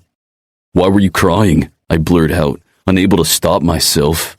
She lowers her gaze. I guess the shock from my ordeal is finally worn off. I got hit by all the emotions at once. I'm sorry. It's a heartfelt statement, and it catches me by surprise. I am sorry about what Daisy went through, not only today, but also at the beach. Talk about a flip. Daisy lifts her chin to meet my gaze. Because you almost lost your tutor? No, that's not the reason. She frowns, but thankfully doesn't question me further on that. Well, as you can see, I'm a mess. You can report back to your buddies. I'm sure Rufio and Phoenix will be ecstatic to know. I could remind her that they risked their lives to save her, but in all honesty, I don't know their true feelings in relation to Daisy. Hell, I don't know my own feelings toward the norm. So, will I see you tomorrow at school? I ask. We don't have any classes together tomorrow. Right, but I missed math class today and, Daisy crosses her arms over her chest. Are you trying to ask me if we can resume tutoring tomorrow? Is that it? I honestly don't give a fuck about math right now. I'm more interested in finding out everything I can about the girl before I talk to my father. Yes, I lie. She lets out a resigned sigh. Yes, Morpheus, we can resume your lessons tomorrow. I'm going to bed now, and you should do the same. You still look like crap. I smile despite myself. See you tomorrow, Daisy. She closes the door softly, and I find myself frozen, staring at it like a fool with a stupid grin on my face. 10. Daisy. I'm out of bed bright and early, before sunrise, ready to face the day. I cried myself to sleep, especially after seeing the old photograph with my dad in it. When I ran away with Rosie, I brought nothing with me, no memento to remember my parents.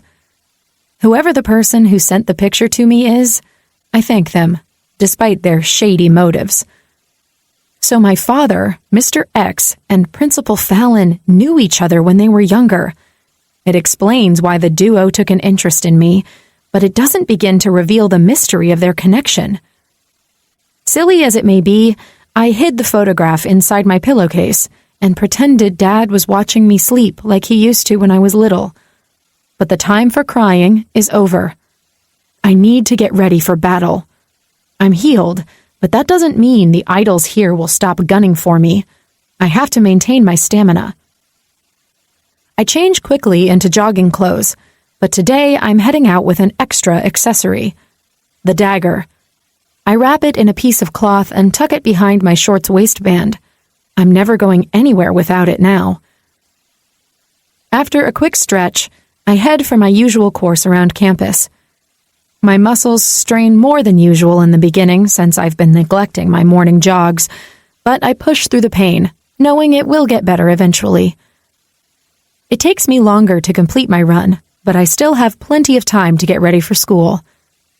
I can't wait to see the looks of surprise on my hateful classmates' faces.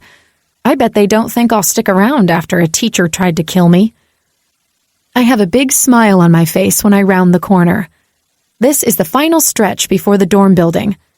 But then, All of a sudden, I feel a tug pulling me off the path. It's the same strange sensation I felt when I discovered Bryce passed out in his bathroom and when I found Morpheus planted in front of my door.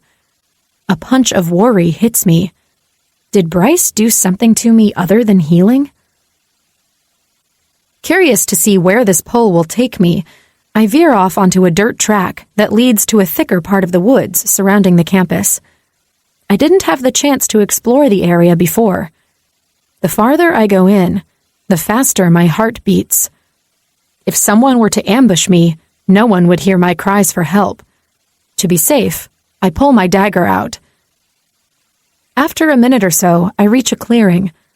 On the other side is a massive tree with a treehouse on top. My jaw drops of its own accord.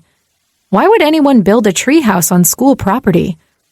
The impulse to check it out is immense.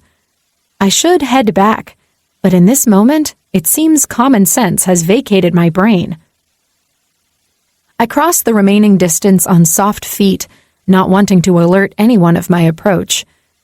Standing under the tree, I tuck the dagger behind my waistband again so I can climb up the ladder. The steps creak loudly as I put my weight on them. So much for being inconspicuous. At the top of the ladder is a hatch door that's already open. Slowly, I stick my head inside. The place is cozy, a perfect hideout.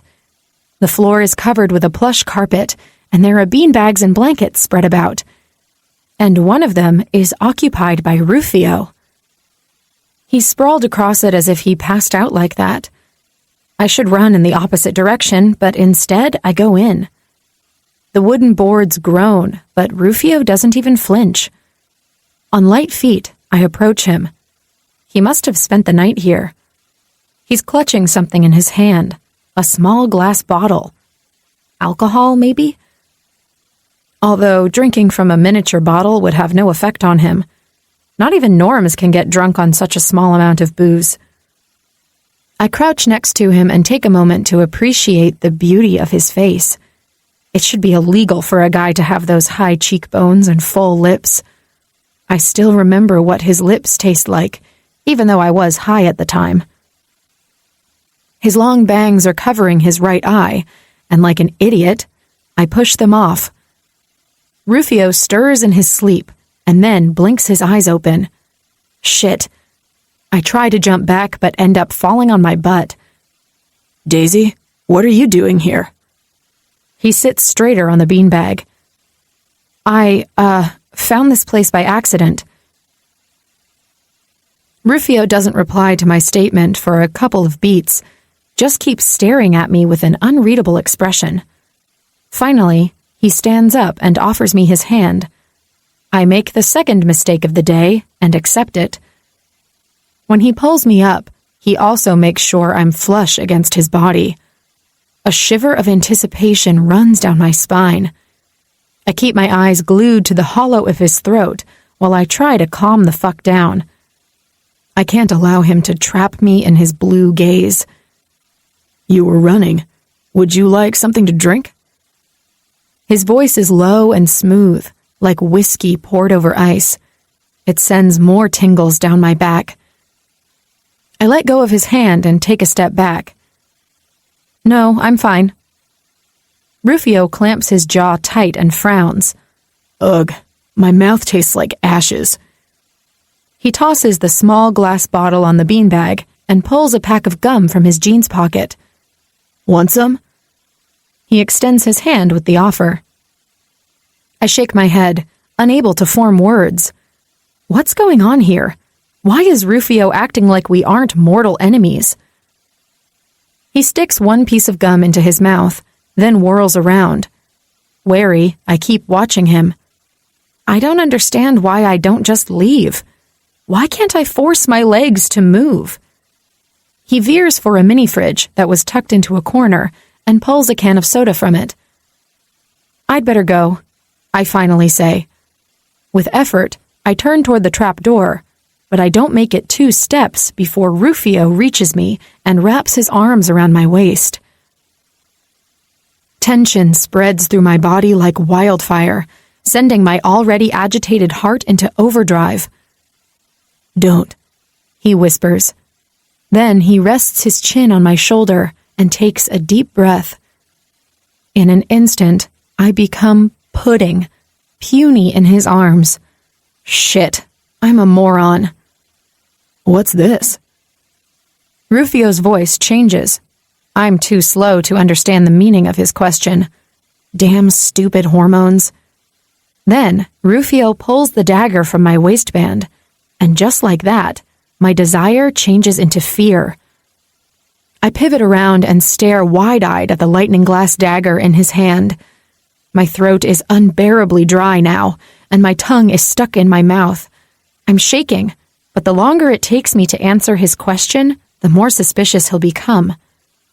Protection, I say. Give it back. This is a strange dagger. What is it made of? Rufio runs his hand over the smooth surface of the blade. I don't know. I lie. It seems he doesn't know about lightning glass. The idol I killed didn't recognize the material either. Rufio finally lifts his face to meet my eyes. Do you think you're still in danger? I was expecting anger and distrust in his gaze, not the worry I see shining there. His change of attitude toward me is making my head spin. I'm not stupid. I don't think. I know, I reply. I'm actually pretty stupid. I should have run back to my room the moment I saw Rufio was in here. Instead of returning my dagger, he sets it on the small table near him. You don't need to walk around campus armed. Oh yeah? Why is that? Are you offering me your bodyguard services? I hug my middle, a gesture I know shows weakness, but I can't help myself. I am afraid of so many things right now, but mostly I'm terrified of the desire that's slowly returning. Rufio should only ignite fear in me, not this absurd craving. He steps closer. Maybe I am. What? I squeak like a silly girl while my heart decides to take Rufio's statement at face value. It's now doing the cha-cha in my chest. Traitor. Rufio invades my space and reaches for my arms. Slowly, he uncrosses them without breaking eye contact. My breathing is coming out in bursts now, and an enormous lump gets stuck in my throat. What are you doing? I whisper. Without answering my question, he drops his gaze to my chest. I'm only wearing a sports bra, no t-shirt. Rufio leans forward and places a kiss right between my breasts. My skin immediately breaks out in goosebumps. He moves lower, bypassing my girls to place another kiss in the middle of my belly. I close my eyes because I'm getting dizzy already. Rufio reaches my waistband, but instead of kissing under my belly button, he bites the fabric and tugs it down a little, exposing my cotton panties. With a gasp, I reach for his shoulder, trying to remain standing. My legs soon won't be able to support me, for they've turned into jelly. He lets go of my arms to run his fingers down the backs of my legs. I open my eyes and glance down. The protest on the tip of my tongue is forgotten when Rufio's intense gaze connects with mine. Pure lust shines in his blue eyes. You're shaking. Do I frighten you, Daisy? No, I croak. I'm so full of shit. He rewards me with a knowing smile before he begins to pull my shorts down slowly. A moment of clarity hits me finally. What the hell am I doing? I grab his hands, halting his progress before I step back. I didn't come here for this, I say. Rufio unfurls from his crouch as his expression darkens. Why did you come here then? Not having an answer, I simply turn on my heels and head for the trap door. But it's wishful thinking on my part to believe Rufio would simply let me go. His strong arms wrap around my middle, and my back connects with his front. I let a yelp, my heart thundering in my chest. He brings his mouth close to my ear and whispers, You didn't answer my question. I struggle against his hold, which only makes him squeeze me tighter. Let me go. Is that what you really want, Daisy? My name rolls off his tongue like honey, and his warm breath fanning against my neck only serves to make me melt in his arms. Yes, I breathe out. You're such a bad liar. He kisses me softly just below my ear, a gentle action that's at complete odds with his dark nature. A moan escapes my lips, which prompts Rufio to run his tongue down my neck. Desire shoots down my spine, curling around its base. A mild throbbing between my legs is the warning that if I don't escape soon, it'll be too late. He runs his right hand down my belly and then cups my sex. Game over. My legs buckle beneath me. If it weren't for Rufio holding me tight, I would have collapsed. We have unfinished business, Daisy. He strokes my clit through the layers of clothing, sending a zing of pleasure down my limbs. That night was a mistake, I say, without conviction. The only mistake about that night is that I didn't fuck you. There's a hint of anger in his reply, which excites me more than makes me scared, but it also makes me suspect that he's pissed I slept with Bryce. Because that means your brother got there first? With a groan, Rufio twists me around, and before I can react, he crushes his lips against mine. The kiss is savage and angry, but it's also electrifying. I try to fight him off for a hot second. A lost cause. I'm powerless to stop him. A heated frenzy takes over both of us. It's like we've been secretly lusting after one another despite all the hatred, and now the dam has broken loose. We only break apart to remove the pieces of clothing separating our bodies. Rufio peels my sports bra off first, tossing it to the side. His hungry gaze drops to my breasts, but before he can bring his lips to them, I reach for the bottom of his t-shirt. With impatient hands, I yank it off, messing up his hair in a sexy way.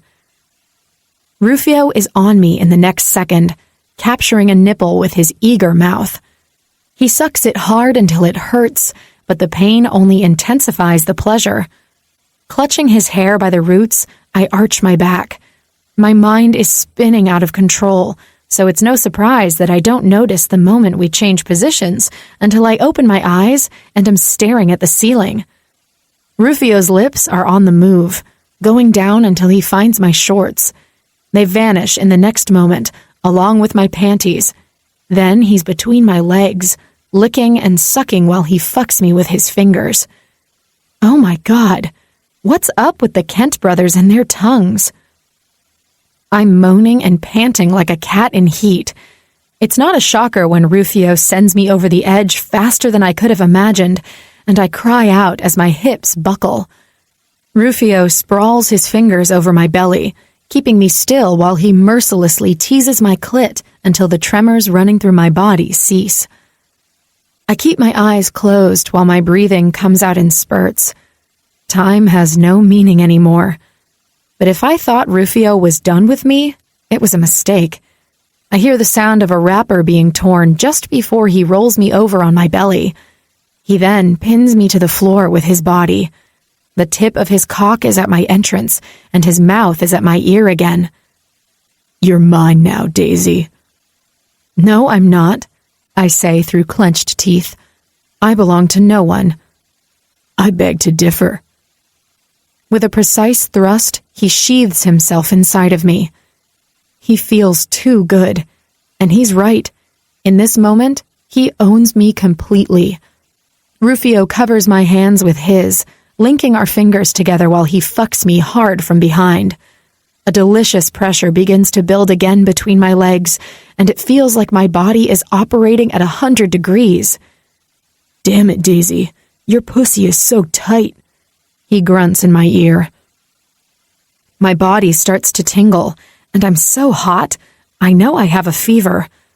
My thoughts are all scrambled as though I'm high. As crazy as it may sound, I need Rufio to punish me, to give me his worst. It's like he brings out the dark side of me. Harder. Fuck me harder, I urge. With a groan, he increases the tempo, but it's not enough. As if he's reading my mind, Rufio bites my shoulder hard enough to inflict just the right amount of pain to send me over the edge. We both cry out at the same time.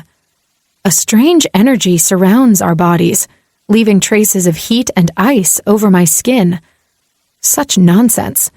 I must have lost my mind to orgasmic bliss. I keep my eyes shut because the room is spinning. Rufio gives one final shuddering thrust, and then he collapses next to me. And that's the last thing I remember before oblivion takes over. 11. Rufio. It takes a couple of minutes for my breathing to return to normal. Hot damn, that was the most intense fuck I've had in my life. I shouldn't be surprised that sleeping with Daisy would be an experience, but I had no idea it would be like that. Shit, I'm not giving this up. I told Drusilla I never go for seconds, but hell, I'm breaking my own rule, and I'm doing it for a norm. I rub my face. If someone had told me this would happen to me, I'd laugh my ass off. I turn to Daisy, who hasn't moved since I slipped out of her. Does she regret giving in so easily? Is she thinking about Bryce? A sharp pain spears my chest, then anger takes its place. Is this what jealousy feels like? I've never cared about any girl before, so the feeling is unknown to me. I prop myself on my elbow and push her long hair off her face. Daisy. No answer. What the hell, did she fall asleep? I shake her shoulder. Hey Daisy, wake up. Nothing. Not even a moan. Fuck, did I accidentally kill her? I'm gripped by panic for a second, then realize she's not cold. On the contrary, she's burning up. I roll her over so she's lying on her back. Her eyes are closed, but she's breathing, albeit a little shallowly. Her hair is matted against her clammy forehead. I shake her harder. Daisy, what the fuck? Wake up. She's out cold. Shit, this is not normal. I jump back to my feet and go in search of my cell. I don't think twice before calling my brother. I'm not even doing it on purpose to rub it in his face that I fucked his darling. He's just my go-to person when the shit hits the fan, no matter how hard we fight. He answers on the second ring. What? Bryce, I have a problem. I run a hand through my hair. What did you do? His tone is harsh and it rubs me the wrong way. He always assumes the worst about me. I'm not sure it's Daisy. There's a pause. Rufio, I swear if you hurt Daisy in any way, I'll forget you're my brother. Considering the tone of his voice has gone 10 degrees cooler, I believe him. I didn't hurt her. Could you please come to the treehouse ASAP? What is she doing there with you? I pinch the bridge of my nose and begin to pace. She got here on her own. I hear the sound of Phoenix's voice in the background and then Morpheus's. Great. Now they're all gonna tag along. I'll be there in a minute, Bryce replies before the line goes silent. I toss my phone on the nearest beanbag and search for Daisy's discarded clothes. I don't want them to find her naked like that.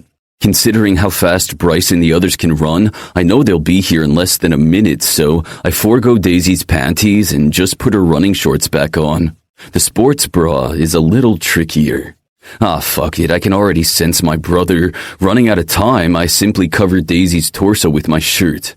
A second later, Bryce is coming up the ladder. Morpheus and Phoenix join him, all in partial states of dressing. They literally dropped everything they were doing to check on Daisy. Bryce spares me one fleeting glance before he runs to the girl lying on the floor. He pulls her tangled hair off her face and cups her cheek. Daisy, sweetheart, wake up. Sweetheart? What the hell? When did he start calling her cute nicknames? What did you do to her? Morpheus watches me through slitted eyes. Isn't it obvious? Phoenix interjects. He fucked her. Bryce looks over his shoulder, eyes spitting fire. If you forced her... Don't you dare finish that sentence, I point at him. I'd never do that to anyone. But you guys hooked up, Morpheus replies. Obviously, look at the evidence. Phoenix points at the used condom I didn't have the chance to toss in the trash. Yeah, we fucked, but she wanted it as much as I did. I didn't ask you to grill me about what went down between Daisy and me. I switch my attention to her. She's in Bryce's arms now, and he has his hand pressed against her forehead. What are you doing? She has a fucking fever, and she's unresponsive. What do you think I'm doing? He snaps. Are you healing her? Phoenix asks. I'm trying. Now everyone shut up. He glances at her again. His hand begins to glow and the light spreads throughout her body next, enveloping her whole. I squint, raising my arm to shield my eyes. When the light fades, I have to blink a couple of times. Daisy, Bryce calls softly. She moans before opening her eyes partially. A wash of relief runs through me. What's going on? She croaks, then hisses. Everything hurts. Damn it, Bryce, I thought you had healing powers. Phoenix takes a step forward, his face scrunched up in worry. I haven't gotten the hang of it yet. I just discovered I have it. Is she still running a fever?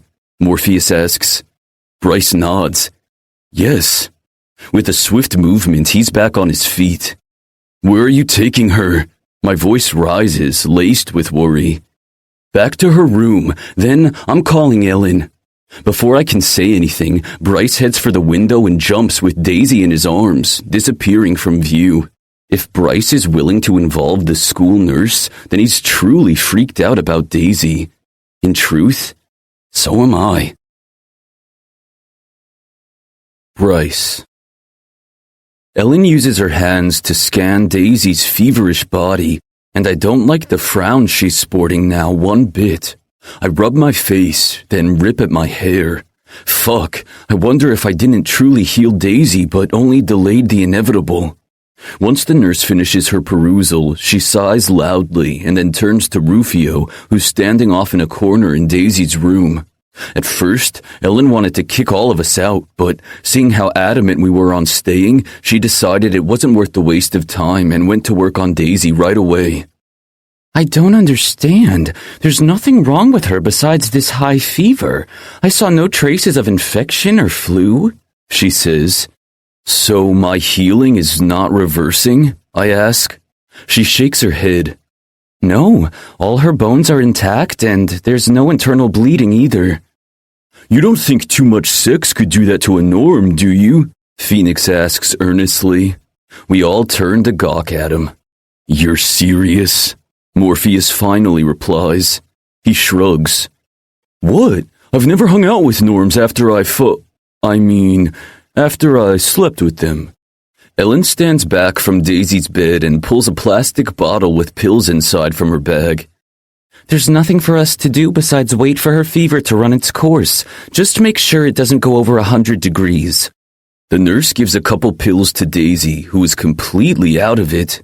She at least manages to swallow the medication with a little water. Do you want us to check on her? Rufio asks. She turns to him with an eyebrow raised. You're her neighbors, and you asked me not to tell the principal the details of what happened to Daisy prior to the fever, so yeah, I'm asking you to keep an eye on her. Rufio shuts his pie hole, glancing away. I can stay with her, Morpheus offers. You're going to ditch class for her. Why? I ask, narrowing my eyes. Because I'm the only one who hasn't or doesn't want to bone her. Morpheus switches his attention to the nurse. Sorry, Ellen. The woman simply shakes her head. Don't worry about my ears, kids. I've heard worse. She hoists her bag over her shoulder. I'll come back later to check on her. Once the woman leaves, Daisy makes a disgruntled sound in the back of her throat. Morpheus, you can't skip class on my account, she croaks, trying to sit up. Hey, what are you doing there, girlie? Lay back down.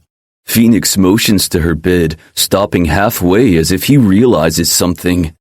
I'll stay with you, I offer, before Rufio or Phoenix decides to volunteer.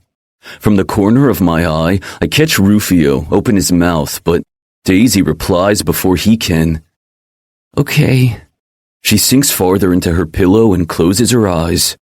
My brother's stare is practically burning a hole through my face. I turn to him. What? Nothing, he grumbles. Go on then, you're already late. Rufio strides out of Daisy's room with angry steps, followed by Phoenix and Morpheus. Morpheus stops by the door and looks over his shoulder. Text me if she gets worse. He finally steps out, closing the door with a soft click. I pull the desk chair closer to Daisy's bed and stare at her. Her eyebrows are slightly furrowed and her facial muscles are tense. I believe she's sleeping now, but she's in discomfort. I wish there was something I could do, but it seems I can't summon my healing powers at will yet. Daisy starts to mumble incoherent words. I lean closer, trying to make out what she's saying. She's repeating the same thing over and over again, and after a moment, I can make it out. Repellum T. It sounds like Latin, but why would she be dreaming about a phrase in Latin? Morpheus's vision comes to the forefront of my mind again. I won't deny I've been obsessing about it since he told me. I care about Daisy more than I ever have about anyone in my life, but the Infinity Band is forever. I can't imagine what would propel me to make that kind of commitment to anyone, no matter how much I loved them. He also said Daisy was linked to someone from the past. I sit up straighter in my chair and glance around. I'm in her room, and she's out cold. There won't be a better opportunity to look for clues about her past, since, thanks to the protection on all dorm room doors, we can't break in. I'm gripped by a momentary feeling of guilt, but it vanishes quickly. The stakes are too high for such sentimentalities. Too many powerful players want something from Daisy. I have to find out what. 12. Morpheus. Going to class is pointless. I can't pay attention, so now I not only have to worry about math, but everything else too. Fucking great. My brain can only latch on to one thing. My vision of Daisy and Bryce. What the hell does it mean? I skip lunch and head to the library. I need a word with Mrs. Wilkins. Maybe she has a book that explains the line I saw connecting Daisy and Bryce to the ghost figures. I couldn't find anything online, but growing up in a scholar's house taught me that a lot of important knowledge never made it to the web. I believe that's thanks to the snobbish nature of people like my father. The man isn't even an idol, but he has the ego to match one. I'm on Mrs. Wilkins' shit list after the stunt I pulled in the library, which proves that I'm at the end of my rope. I wouldn't seek her help if I had any other choice. Well, I have another choice, but facing her is easier than the alternative. The library is not empty. Gifted Academy houses a lot of nerds, and the library is their natural habitat. Several heads turn my way when I push through the double doors. The girl manning the front desk looks startled by my presence. I don't know who she is, but she knows who I am, hence the deer caught in the headlights expression she's sporting now. Is Mrs. Wilkins in? I ask. Yeah, she's in her office. The girl points in the right direction, like I don't know where it is. Thanks. The door to the office is closed, but not the blinds on her window, which faces the library floor. She's at her desk, eating a salad for lunch. I knock, and then I wave at her. She scrunches her eyebrows and pinches her lips together. Great, she's already annoyed. Her expression doesn't improve when she opens the door. Is there a problem, Mr. Malik? She asks. I'd like to ask you a question. I'm taking my lunch break now. Come back later. She begins to close the door in my face, but I press my hand against it, holding it open. Please, Mrs. Wilkins, this is important.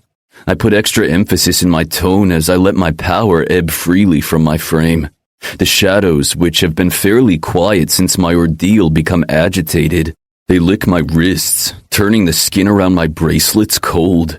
Her gaze narrows as she focuses on the shadows peeking from underneath my jacket. I'm sure she can also sense my power since I'm not doing anything to reel it in. Students are forbidden to use their powers against teachers and school personnel, but she also knows I'm dangerous and unhinged with a penchant for bad temper. Finally, with a sigh, she relents and lets me in. Walking back to her seat, she asks, What do you want to know? Better make it quick. She sinks her fork in her salad. I want to know if you have any books here on past lives. She pauses with her fork halfway to her mouth. Past lives as in reincarnation? I shove my hands in my pockets and shrug. Something like that. I honestly have no clue what I'm looking for. Maybe the line connecting Daisy to the other being means a link connecting her to her former self. Or it could be something completely different like what I had originally thought. The line represents her connection to a descendant. Since it's unlikely this library has anything on the bloodlines of Norms, I'm going with the reincarnation possibility. I also can't tell Mrs. Wilkins about my vision. We can't trust anyone outside our inner circle. If you want a book that covers that particular topic, it would be in the religion section. I groan in my head. Whatever those books contain, it's not something I can't find online. I was wondering if you had a rare tome on the subject, something you wouldn't display with the other books. Mrs. Wilkins' eyebrows arch as she stares at me intensely. All our books are out there. She points out the window. Now go and let me eat my lunch in peace. Clenching my jaw, I whirl around and walk out of her office. What a fucking waste of time. I should have known the bitch wouldn't help me. I'm also an idiot. My father's library probably has what I'm looking for, but by trying to avoid the man, I let Mrs. Wilkins know about my strange interest. I bet an arm and a leg she'll run to tell Principal Fallon. Son of a bitch. Bryce will be pissed. Bryce. I looked everywhere in Daisy's room, but I couldn't find anything that shed a light on her past. I even checked her text messages and computer files. They were password protected, but bypassing them was child's play. With my ability to manipulate energy, hacking is second nature. She's still sleeping like the dead, but her fever is under control. It hasn't gone down, but it hasn't gone up either.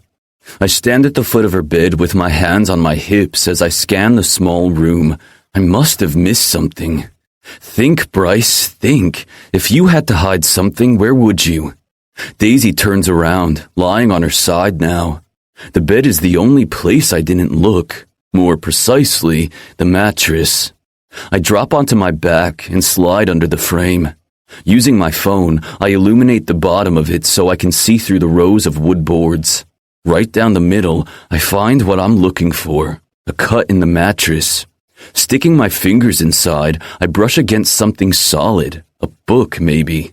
It would be easier to remove the hidden object if the mattress was flipped, but with some bending and twisting, I managed to pull a leather-bound notebook from the opening in the foam. Once I'm out from under the bed, I open what looks to be a diary. The handwriting is difficult to decipher, and it definitely doesn't match what I've seen from Daisy. After looking at a few pages, I realize whose diary this is. Paul Rodale's, Daisy's father. I sit back in my chair and begin to read from beginning to end. The further I get, the more disturbed I become until I reach one of the last pages and my blood runs cold. I scan the page twice to make sure I'm not seeing things. No, I'm not. I rub my face. Son of a bitch. If other norms have this information, then it's the end of our society as we know it. Bryce? Daisy asks from her bed. I lift my chin, meeting her gaze. I don't know what she sees in my eyes, but after a few seconds, she drops her stare to the diary in my hands and gasps.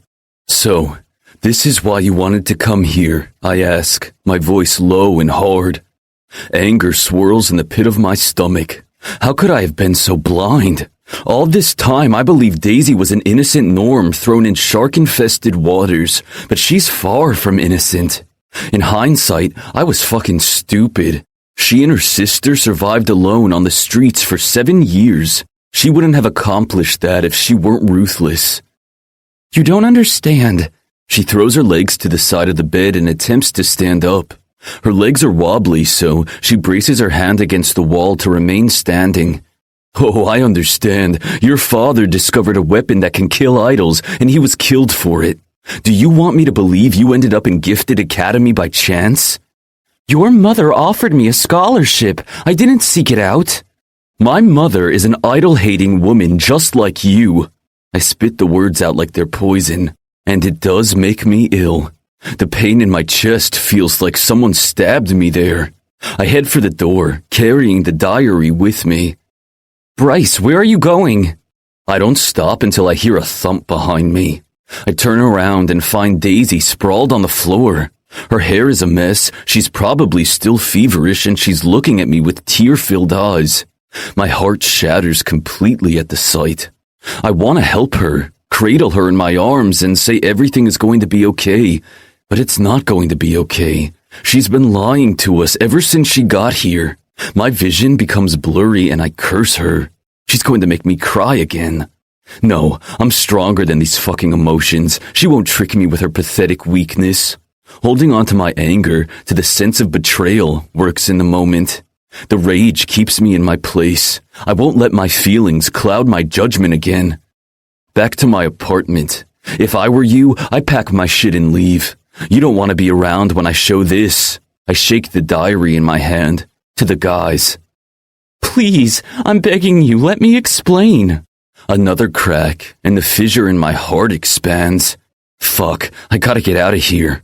I walk out the door without another glance back. I'm afraid if I look at Daisy's pitiful expression again, I'll give in. Damn Daisy to hell for making me fall in love with her. 13. Daisy. Through the haze of the fever, I get up. There's a tear in my heart, a pain so sharp that it makes breathing harder. But the feeling is competing with the immense fear that's occupying the same space. I stumble around my room, searching for my backpack. My legs feel like jelly, and staying upright is a tremendous effort. There's no time to collect all my belongings, so I focus on the things I can't leave without. My wallet, the book I got from the library, and my phone. Bryce took my most precious possession with him, and I'll probably never get it back. The dagger. What happened to the dagger that odd couple gave me? I spin around, which in hindsight wasn't a good idea, as it almost sends me to the floor. I grip the edge of my desk and wait for the dizzy spell to pass. Then I search for the dagger, but I see nothing. Foggy memories emerge. Shit. Rufio took it from me in the treehouse, and after we slept together, I don't remember what happened. When I came to, I was in my room. Damn it, Daisy. How could you have been so stupid? You lost 2 idol-killing weapons in a matter of days, and when you need them the most. I can't believe Bryce didn't kill me just now. He could have crushed me like a bug. But I believe him when he said Rufio and the others won't be so merciful. I look out the window. The sky is dark, thanks to the ominous clouds that are fast approaching. A storm is coming to Saturn's Bay, and I know I won't make it to the bus stop in time before it hits the school campus. Whatever. I'll take rain any time over facing 4 vengeful idols. I'm only wearing a tank top and panties. I shove my legs inside the first pair of jeans I find, put on a hoodie, and grab other random clothes that I come across. With a deep, steadying breath, I amble toward the door, afraid I'll collapse any second. Something red catches my attention in the corner of the room. Rosie's cowboy boots. My stomach is in knots, and I don't know if I'll pass out or vomit first, but I still make the effort to collect them. Bryce took a part of me when he stole Dad's diary, but hell if I'm going to leave these boots behind. I clutch them to my chest and make it to the door. It's my bad luck that I hear a group of seniors about to turn the corner into my corridor. I'm in no shape to bump into anyone. One look at me and they'll know I'm easy prey. I stride in the opposite direction as fast as I can, then take the stairs. My heart is pounding by the time I reach the building's side exit. No sooner do I step outside than the booming noise of thunder sounds in the distance. Shit, it's coming down soon. I continue on my painfully slow progress, clutching Rosie's boots as tight as I can, hoping they'll somehow give me the strength I need to make it to the bus stop. I'm about halfway from the school's gate when the sky opens in a shower so thick it creates a gray curtain around me. Worse, My legs are about to collapse, and black dots are appearing in my vision. I can't pass out in the middle of the sidewalk. Using the bit of strength I have left, I inch toward the cluster of trees nearby, not going much farther into the forest now that I know about Rufio's secret hideout. I find the biggest tree nearby and lean against its trunk, sliding down until my butt hits the muddy ground. Hugging my knees, I rest my forehead against them and close my eyes. I could easily fall asleep here and never wake up. I must be delirious. I'll just wait until the storm is over and then say goodbye to Gifted Academy. But my body doesn't want to make things easy for me. There's the fever, then the pain. Excruciating, white-hot pain that knocks me down to the cold ground and brings forth a yell from deep in my throat that's mercifully muffled by the pounding of falling rain. It's like I'm being electrocuted. I'd thrash on the ground if I could, but the agony is too great for me to move. It recedes after a minute, leaving me panting. My heart is hammering in my chest while I try to grasp what the hell is wrong with me. But my reprieve doesn't last long. Another wave of torture hits me, stronger than before. It also lasts longer, making me wish for death. Whatever is happening to me soon becomes a pattern. The pain comes at intervals, and each time is more devastating than the last. My jaw is sore from gritting my teeth so hard. I can't stay here like this. I need help. When I catch a break, I roll onto my belly and reach for my backpack. It's completely soaked and, unfortunately, not waterproof. Fuck. I hope my phone still works. With trembling fingers, I fish out the device. The screen is lit, giving me hope. But when I flip the phone open, another wave of agony comes, and I drop it in the mud. This torture spell seems to last much longer than the other ones. When it finally retreats, it doesn't do so completely. Breathing hard, I look for my phone. It's almost completely buried into the ground. My heart sinks when I see the screen is black. No! Fat tears stream down my face as my heart sinks. There's no calling for help. A great sense of doom descends over me. There's no escaping my fate this time. I'm going to die, helpless and alone. 14. Rufio. I lost count of how many times during the school day I wanted to bolt out of class and run back to Daisy. I got what I wanted. I fucked her senseless, something I'd been jonesing to do since I saw her in unearthly desires. She more than met my expectations. If I'm being honest with myself, she blew all my other sexual encounters out of the water. The need to repeat what we did is messing with my head. She's a norm. I should hate her, but everything I've done recently is at odds with what I believe. Taught to believe, to be exact. She has a power over us. Phoenix and Morpheus aren't immune either. Even after the punishment Morpheus received from the god who owns our asses, he didn't turn against her. I didn't text Bryce for updates because I don't want him to know I'm whipped. But as soon as the last class of the day is over, I'm cruising through the hallway like a race car. I ignore the stares and gossip. From the corner of my eye, I catch sight of Drusilla and one of her minions, Renata. Charisse, the fringe who tried to drown Daisy, was expelled, or at least that's what the rumors are saying. Only my mother can confirm that, but I'm avoiding the bitch at all costs. The sky is opened up with one of the worst storms I've seen in a while. I run through the quad toward the dorm building, getting drenched in a matter of seconds. Once inside, I shake my head and push my wet bangs back. There are other students hanging out in the entrance hall, some clustering close to the vending machine. They all turn to stare at me. Fuckers. What are you looking at? I bark, tired of all the ogling. I forego the elevator, opting for the stairs. Taking 2 steps at a time, I reach the landing of my floor in less than a minute. My heart feels tight all of a sudden, and I can't fathom where the feeling is coming from. I stop in front of Daisy's door and knock, hard.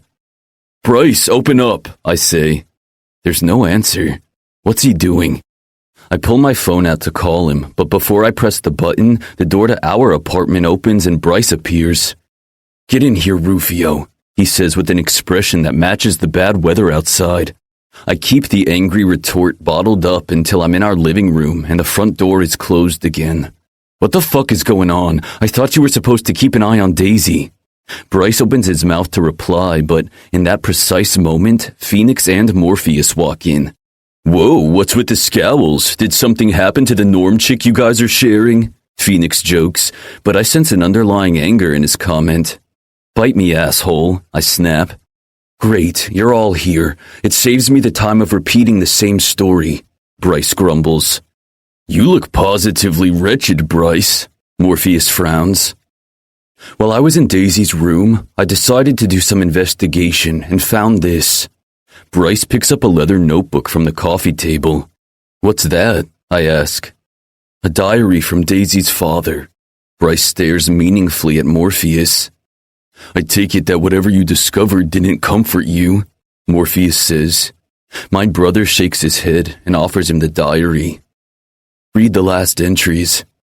I intercept the object before Morpheus can, and, with eager fingers, flip to the last pages. I scan the text fast, and by the time I finish, my stomach feels as tight as a coiled spring. Son of a bitch, Daisy's father must have been one of the norm rebels my father used to talk about at the dinner table. I lift my head to meet Bryce's eyes. You think Daisy was sent here to kill us? Phoenix lets out a snort.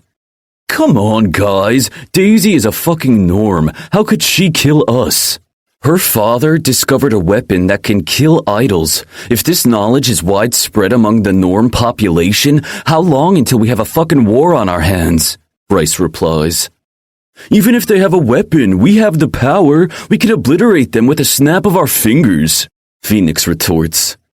God, Phoenix, you're dense, Bryce snaps. I was kidnapped by the Knights and they were able to void my powers for hours. Combine that with a weapon that can kill us and the fact that there are way more norms than idols. Bryce stops to laugh ruefully. We're fucked. Can I have the diary now? Morpheus extends his hand to me. Does this diary say what kind of weapon? Phoenix asks. No. Bryce shakes his head. My nostrils flare when the realization hits me. I go to my room and retrieve the dagger I got from Daisy yesterday. When I return to the living room, I catch the end of Morpheus's reply. Your mother must have known about Daisy's past. I can't offer a response to that. Mom is too smart, and her interest in Daisy is obvious. She doesn't do anything without a purpose.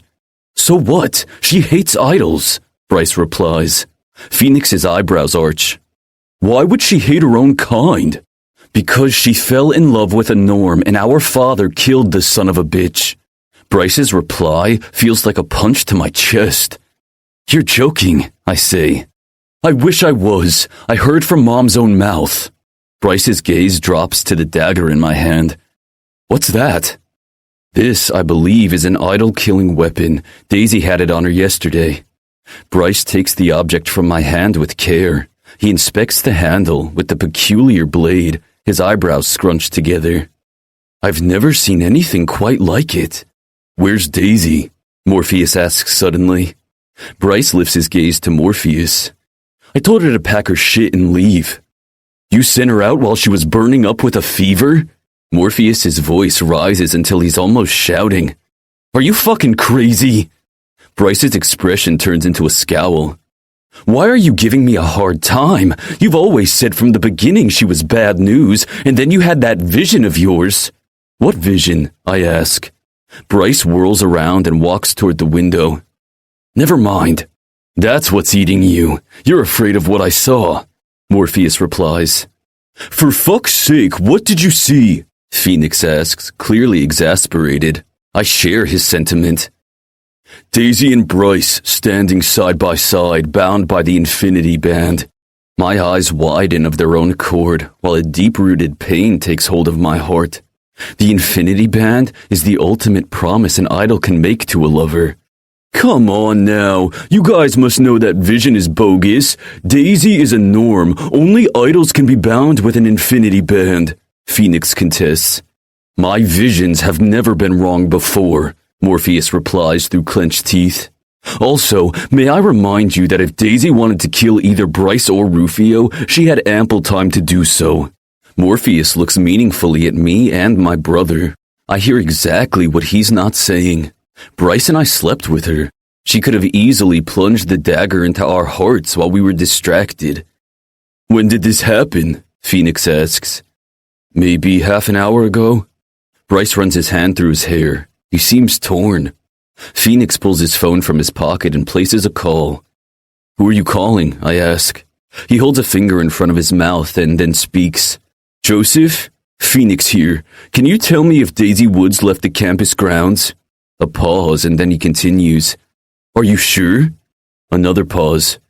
Okay, thanks, man. He turns to us. So yeah, Daisy hasn't left campus. My eyes immediately veer toward the window and the pouring rain that's coming down so quickly it's created a gray film, making visibility hard. She must have got caught in the rain, I say. Morpheus takes his uniform jacket off and grabs a hoodie that was draped over a tall chair. What are you doing? Phoenix stares at our friend. What does it look like? I'm going after Daisy. He doesn't wait for our reply before he strides out. Phoenix curses and rubs his chin. Morpheus, wait up! He runs to catch up with him. Fuck. I want to look for her as well, but my ingrained hatred for her kind keeps me rooted to the floor. You're not going after her? Bryce asks without looking at me. No. I'm surprised you're not out there. You saved her from certain death after all. He turns to me, crossing his arms over his chest. I don't know what to think anymore, Rufio. What if we made a mistake by saving her? What if she played us all? Bryce chokes up at the end. Son of a bitch, the impossible has happened. My brother, the coldest motherfucker I've ever known, has fallen in love. What's scaring you the most, brother? The possibility that Daisy is a two-faced bitch, or that you're fated to bond for all eternity with her? Bryce's eyes narrow to slits. I'm scared of both in equal measures. How about you, Rufio? What about me? I frown. Which one of those scenarios pisses you off the most? I know exactly what he's doing. Does he think I'm in the same boat as him? Lusting is a far cry from loving someone. I just fucked the girl. I'm not an idiot to fall for her. Bryce laughs without humor. Whatever lie makes you feel better. I'm pissed about his implication, and naturally, I can't have him have the last word. Sick as she was, Daisy can die out there. Are you okay with that? The lights in our apartment start to flicker. Bryce's jaw twitches, but it's the agony I see shining in his eyes that should give me a sense of satisfaction. Only, it doesn't. The jab hurt him, but I got caught in the whiplash too. Damn everything to hell. I whirl around and head for the door. Where are you going?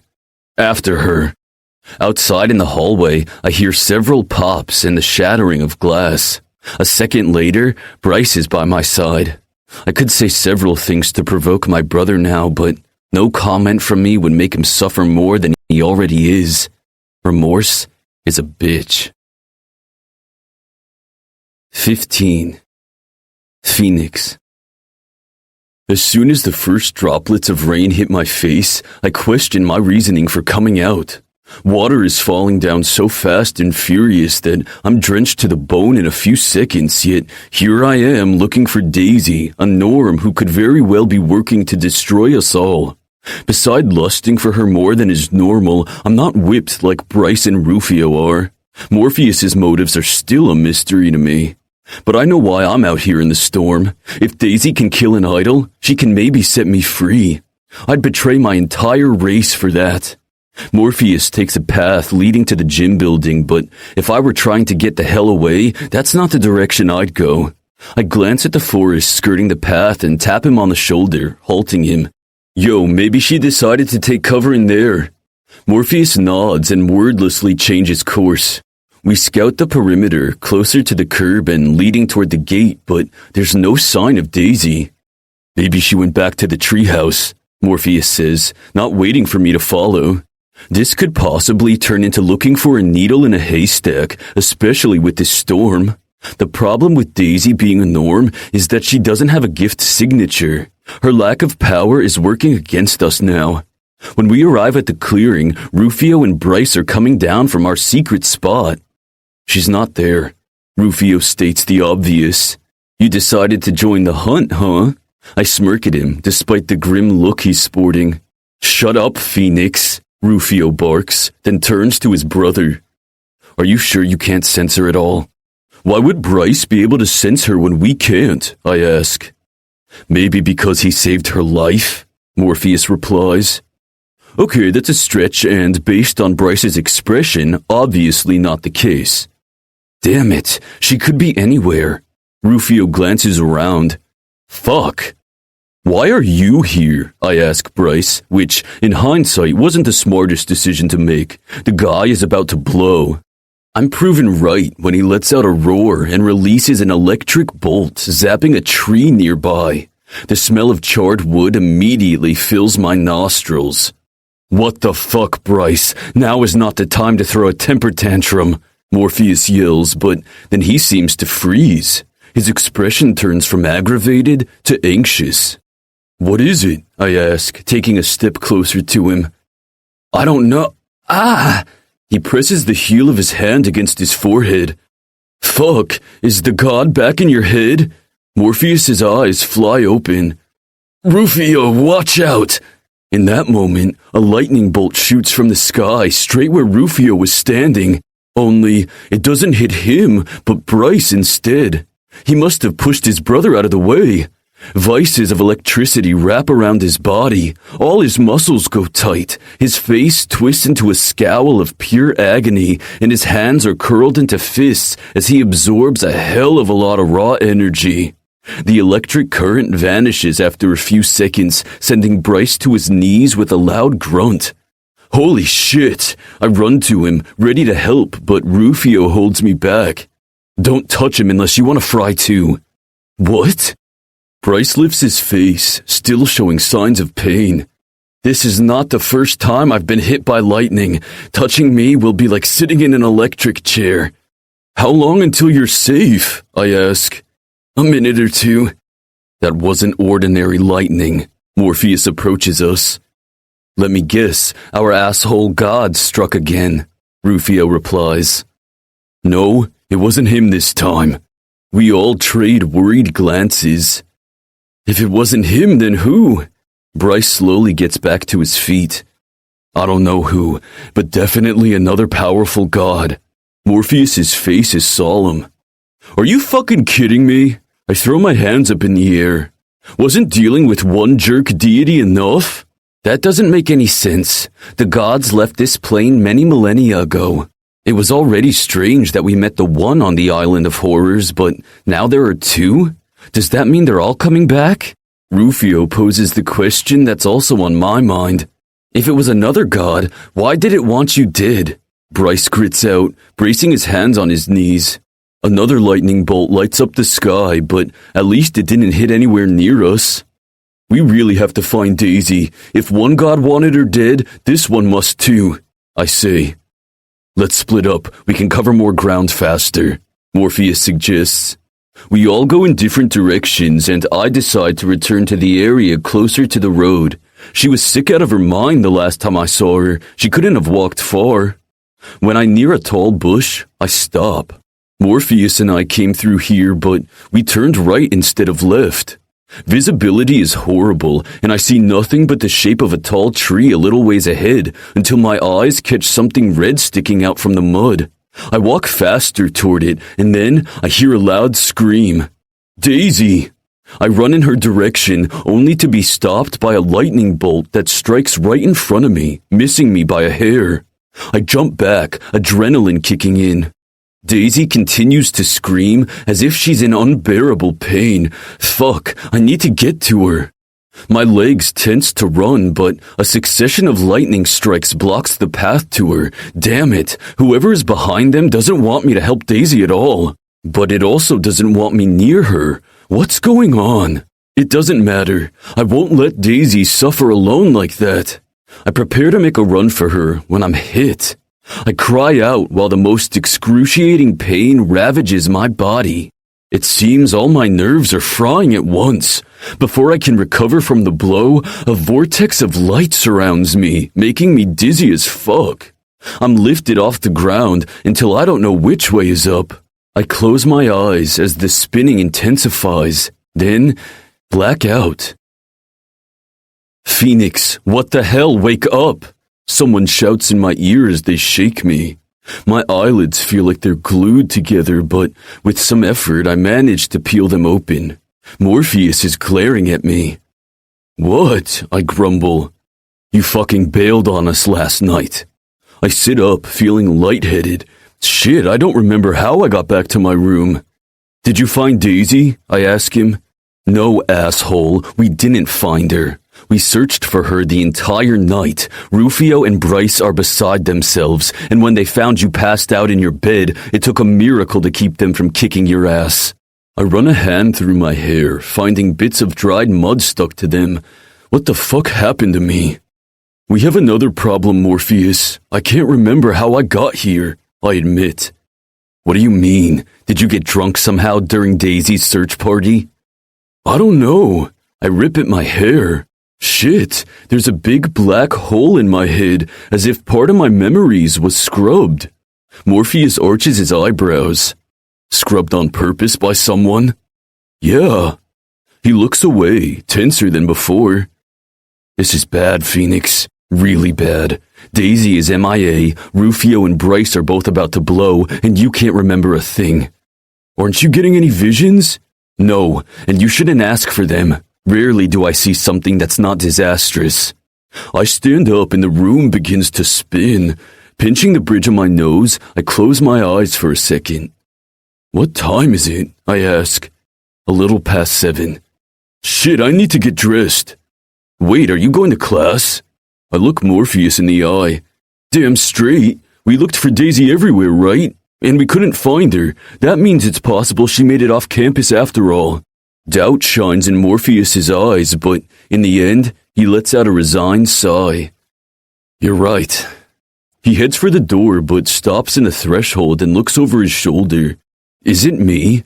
Or are you also feeling a heaviness in your chest, like you can't breathe right? His question catches me by surprise. Morpheus has never been one to talk about personal shit. Nah, I'm good. A big fat lie, but no one will ever know that. I'm the master of deceit, after all. I've been doing it my whole life. 16. Daisy. When I open my eyes, the air is dry and the sky is clear. I left my room in the afternoon, so by all accounts, it should be nighttime. Unless... Holy shit, did I spend the night in the forest? I sit up fast, immediately noticing the dry mud caked all over my clothes and in my hair. What happened to me? I had a fever, and then the relentless pain that leveled me completely. I don't remember how long the torture lasted, but oddly enough, I've never felt more refreshed and full of energy than I do now. I spy my backpack, discarded nearby with Rosie's cowboy boots. My heart sinks when I take in the state of the footwear. No leather can withstand so much water dumped on it. The last thing I spot is my cell phone, which is now completely useless. Cursing, I collect everything and head back toward the dorm building. Yesterday, Bryce scared me enough to make me want to run away, fever and all, out in the rain. Today, as strange as it sounds, there isn't an ounce of fear left in my body.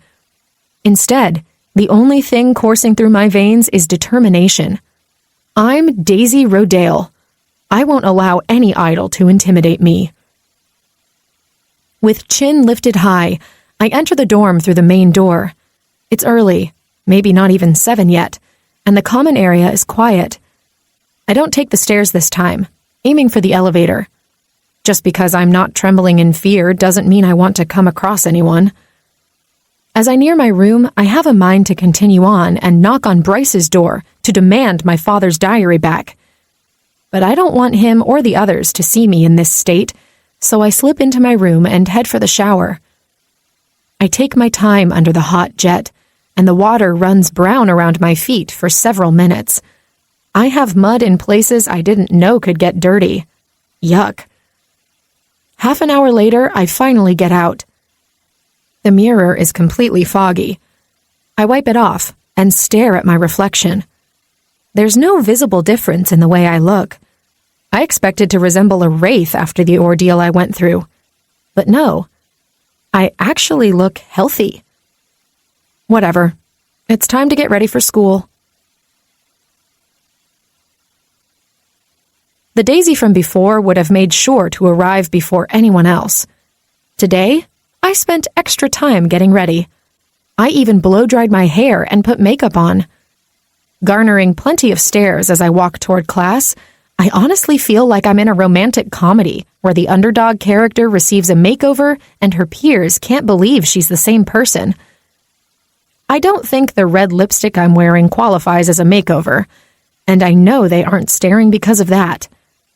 That's right, assholes. You can't get rid of me that easily. Taking my time to get ready paid off.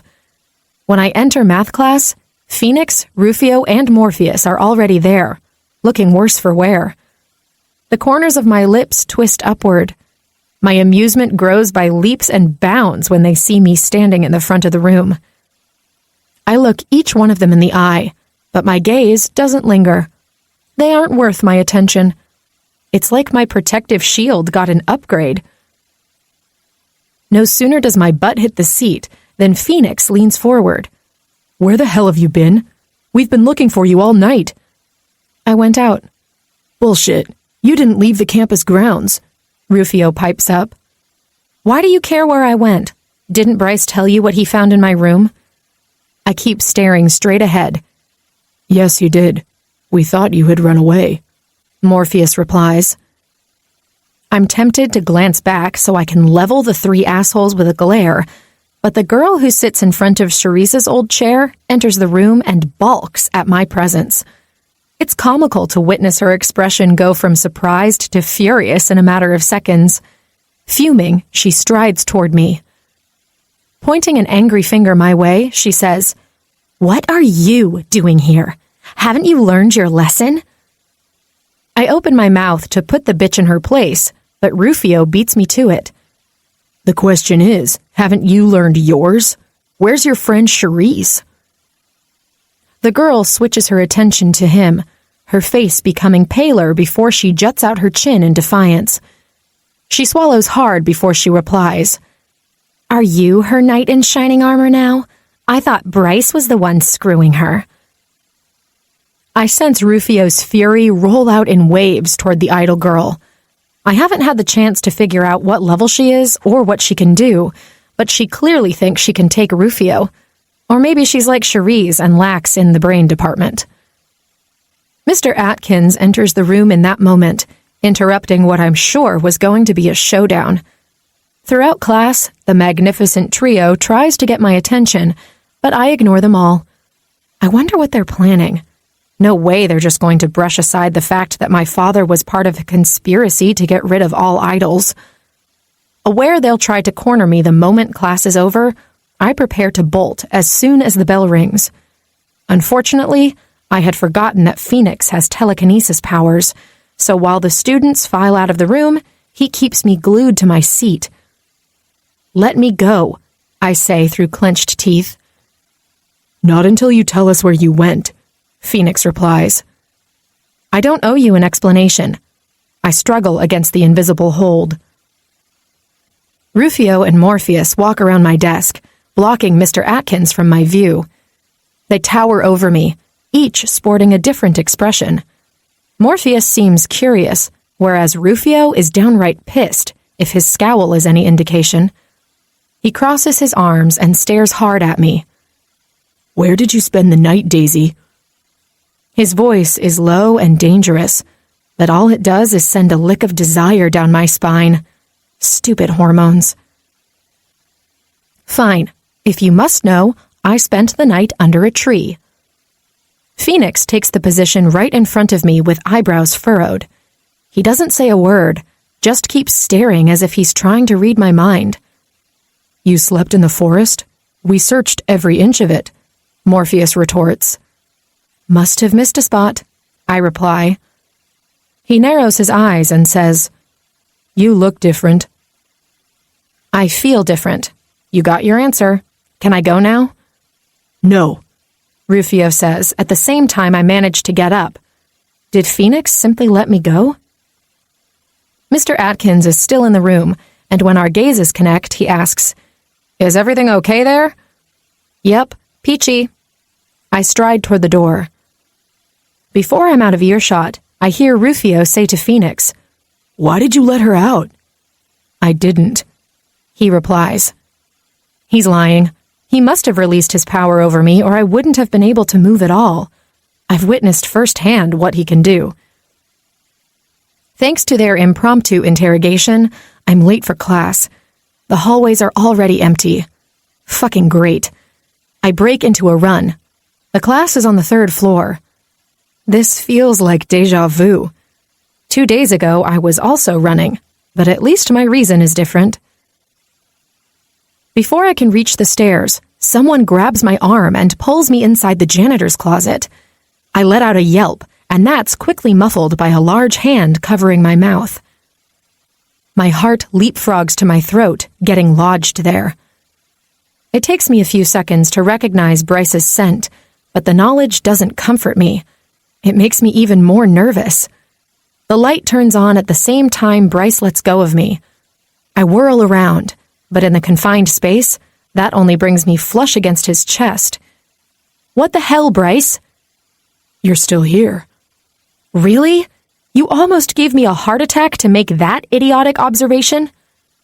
I step back, which only makes me hit my shoulder blades against the metal shelf behind me. I'm still too close to him. His eyes drop to my feet and then travel up my body until his stormy eyes meet mine again. You're in one piece. Yes, no thanks to you. But if you want to obliterate me, now's your chance. Go ahead. Bryce narrows his eyes to slits. I was worried sick about you. A bubble of crazy laughter goes up my throat. You're something else, Bryce Kent. You're the one who kicked me out in the pouring rain while I was running a fever. Rage fills his eyes, colliding with the worry I also see there. And now look at you, hotter than a California summer day.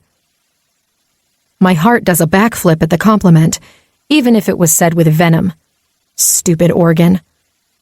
Something is different about you, Bryce continues. I throw my hands up in the air. Oh my God, not you too. I'm wearing makeup. Big fucking deal. He steps forward, crowding my space. Who noticed the change? Morpheus. Now, if you excuse me, I'm already late for class. I try to push him out of my way, but it's like trying to move a boulder. He won't budge. He grabs my wrist and pulls me flush against his chest. I have to tilt my head back to glower at him. You didn't leave campus, and we searched for you everywhere. Where did you spend the night? Fury crackles above my skin, making me see red. It's not your damn business where I spent the night. You didn't care one bit that you sent me packing while I was sick. You lied to me. His eyes flash gold. I didn't lie to you.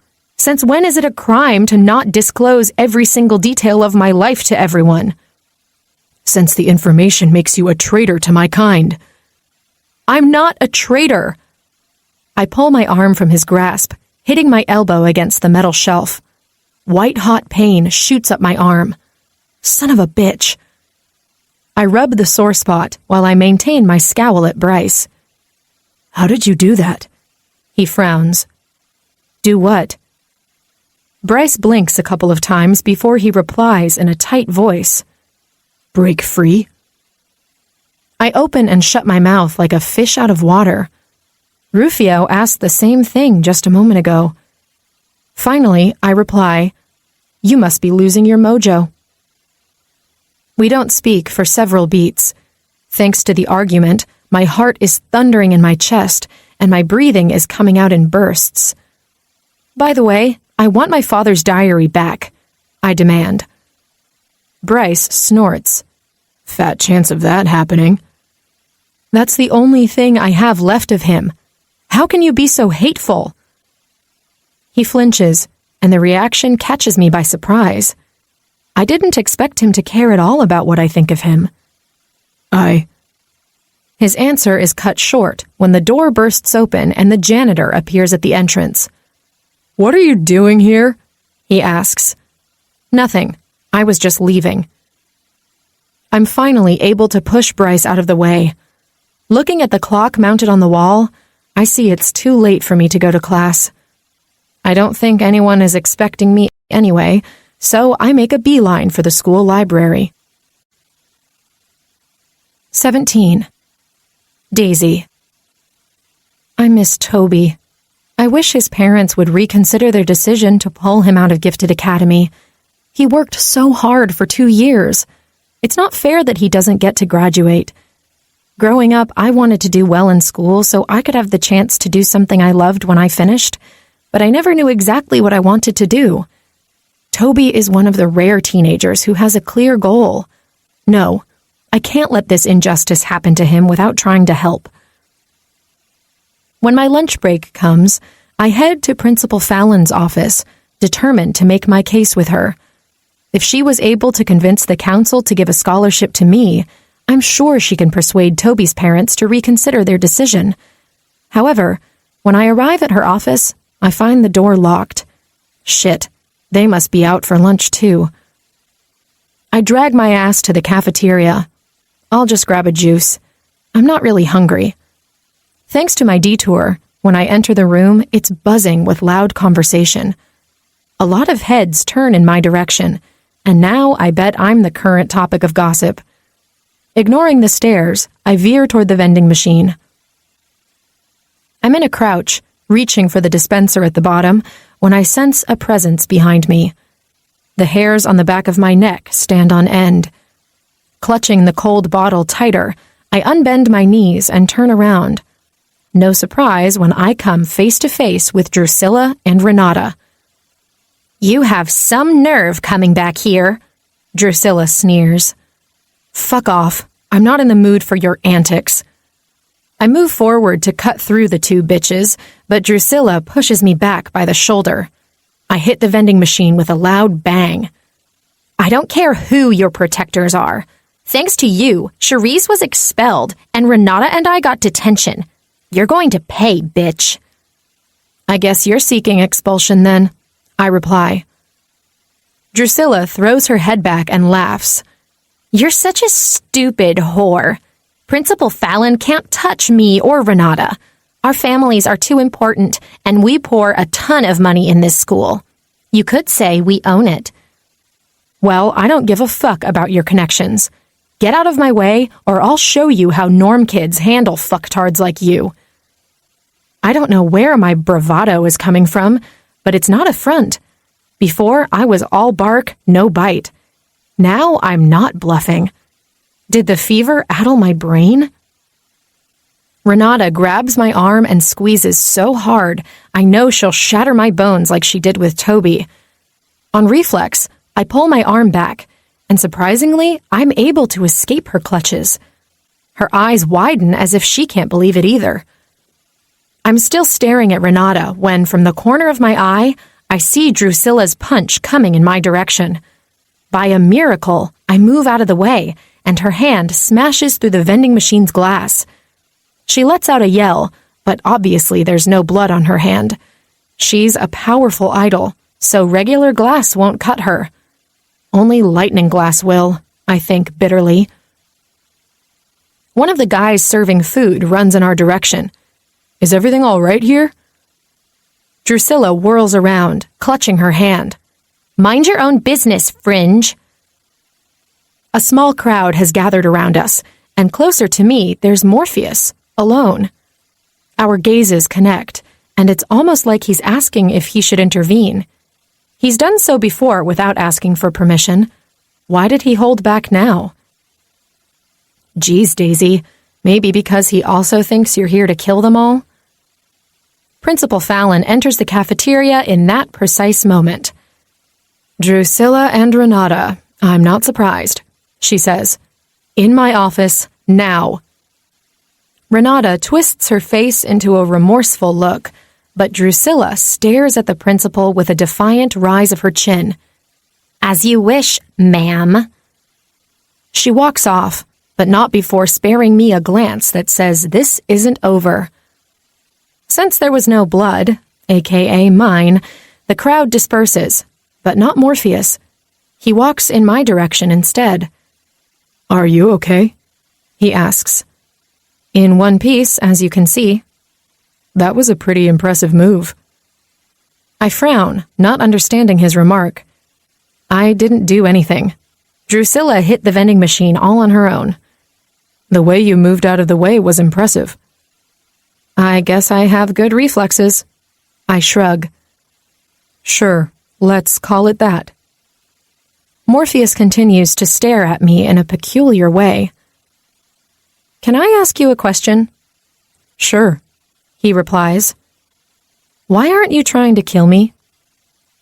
I uncap the juice bottle and take a sip. Do you want me to try? He raises an eyebrow. You almost choked me to death for simply defending your former tutor. Now you know about my father, and yet I'm not getting any murderous vibes from you, Rufio, or Phoenix. So what gives? I can't answer for Rufio or Phoenix, but maybe I don't want to give up my last chance of passing math. If you're staying at Gifted Academy, I'd like to resume our tutoring sessions. My mouth drops of its own accord. I sure didn't expect this from him. There must be a catch. I stunned you into silence. That's a first. He chuckles, showing me a glimpse of his adorable dimples. No, Daisy, don't be lured by them. I've missed a lot of classes. I need to catch up, I say. You can start catching up in math and helping me in the process. Something strange is happening to me. I'm getting butterflies, and Morpheus is the cause. He's the perfect mix of cute and sexy when he's not glaring at me. Okay, fine. We can study for an hour after class, but only if you convince Bryce to give my father's diary back. The easygoing smile vanishes from his face. Why do you want it back? I pinch the bridge of my nose while letting out a loud sigh. Geez, maybe because my father is dead and that's the only thing I have that belonged to him? I can't make any promises. Well, that's better than nothing. Hey, Morpheus, are you guys into sharing now? The guy with bright blue hair, can't remember his name, says as he walks past us. Excuse me? Morpheus's eyes narrow while his aura becomes darker. The idiot who addressed him snorts, clueless to the beast he's about to unleash. Doesn't he know who he's speaking to? God, one look at Morpheus at his worst is enough to put the fear in the hearts of many. You two look pretty chummy, and if I'm not mistaken, Bryce was all over the norm a couple of days ago. He turns to me and gives me a leery once-over, making my skin crawl. Morpheus steps in front of me, and I actually see a dark miasma erupt from his frame and zap into the guy. It's different than the shadows that usually concentrate around his wrists. The blue-haired idol gasps as he clutches his chest. His eyes widen, and he seems to be having trouble breathing. What's the matter, Pietro? Morpheus asks in a taunting way. The guy begins to wheeze as he lifts a supplicant hand toward Morpheus. Morpheus, let it go. He's not worth it, I say. I can't have another student getting in trouble on my account, even if it's Morpheus, and the likelihood he will suffer any consequence is slim. But I have been the subject of his wrath before, and it's no picnic. The miasma I saw zap into Pietro comes out and evaporates into thin air. The guy bends over, resting his hands on his knees and taking deep breaths.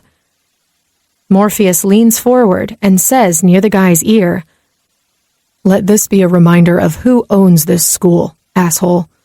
If I hear you say anything about us or Daisy again, I won't be merciful." 18. Bryce. After a quick remise, I end the match with one powerful lunge, hitting my opponent right where his heart is. With a grunt, he falls on his ass. He removes his mask angrily and snarls, "What the fuck, Bryce? Are you trying to kill me?" I pull my mask back and turn around.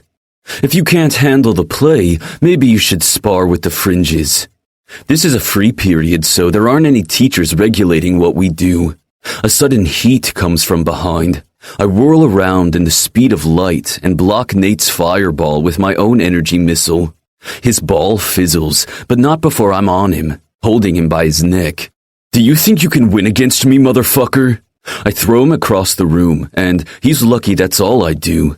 He hits the wood-paneled wall with a loud crack and doesn't get up. "Whoa, I thought this was the fencing room," Morpheus proclaims from the entrance. I glance at him briefly before heading for the bench.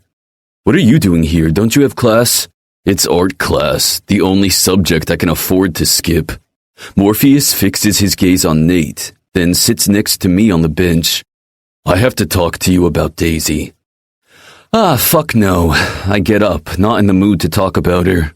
I'm frustrated that I can't make up my mind about her. I have every reason to distrust her, and yet I want to believe her innocence.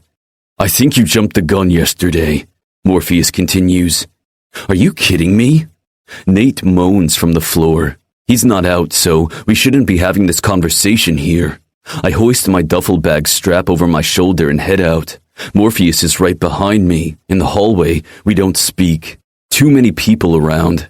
It's not until we're on the path back to the dorms that Morpheus restarts the convo. "I'm serious, Bryce. All I can think about is the vision I saw. You were bonded with her. She's not out to destroy us." I clench my jaw, but don't answer right away. I've been wrestling with the knowledge of Morpheus's visions and what I learned about Daisy's father all night. It didn't help that she decided to pull a disappearing act. I helped look for her, not because I wanted to make sure she was gone, but because I was fucking worried. But seeing her this morning, looking like $1,000,000, rubbed me the wrong way. "You can't know that. Maybe she's going to brainwash me or something."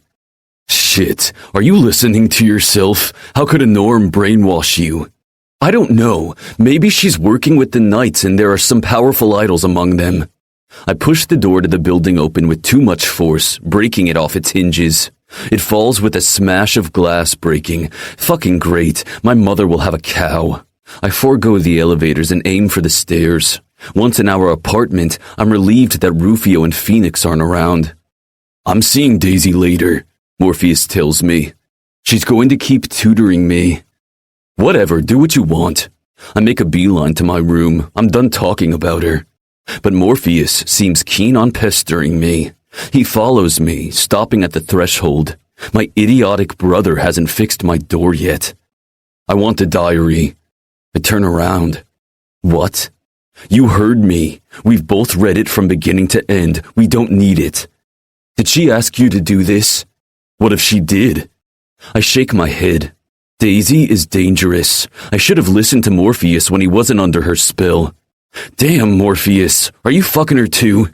I know it was a shitty thing to say, and it also sounds like I'm jealous.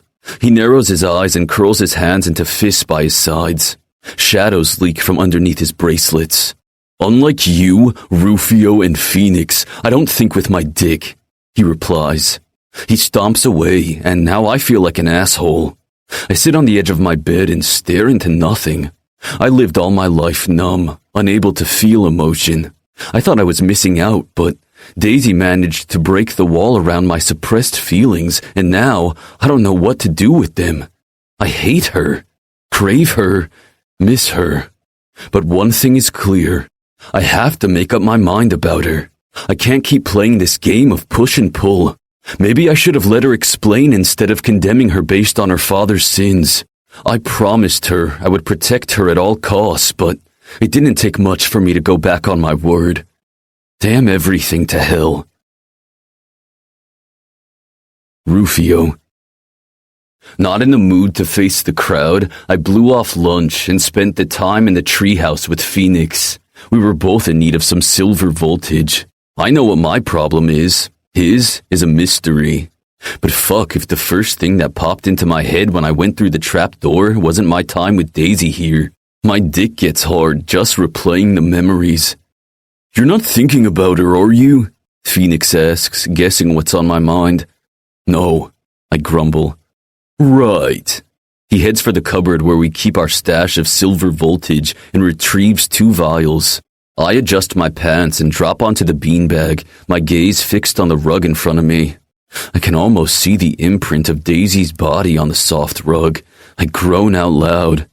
With a shake of his head, Phoenix tosses me one of the vials and then takes a seat on the beanbag opposite mine. I don't know what Daisy was doing all night, but man, she looked good this morning, he whistles. Shut up. I dump half the vial's contents on my jacket sleeve and bring it to my nose. The strong fumes go straight to my head, and a few seconds later, the tension in my body begins to dissipate. We don't speak for several minutes. Silver voltage is actually the only thing that can make Phoenix shut his pie hole for more than a few seconds, but of course, the drug can only do so much, and he's the one who breaks the silence first. All jokes aside, didn't Daisy seem different today? I rub my face and curse Phoenix in my head. Why does he have to keep bringing her up? Different how? I ask, just to be antagonistic. I also noticed a peculiar vibe coming off her. I don't know. Norm's auras are usually dim, unremarkable, but Daisy's was mega bright today.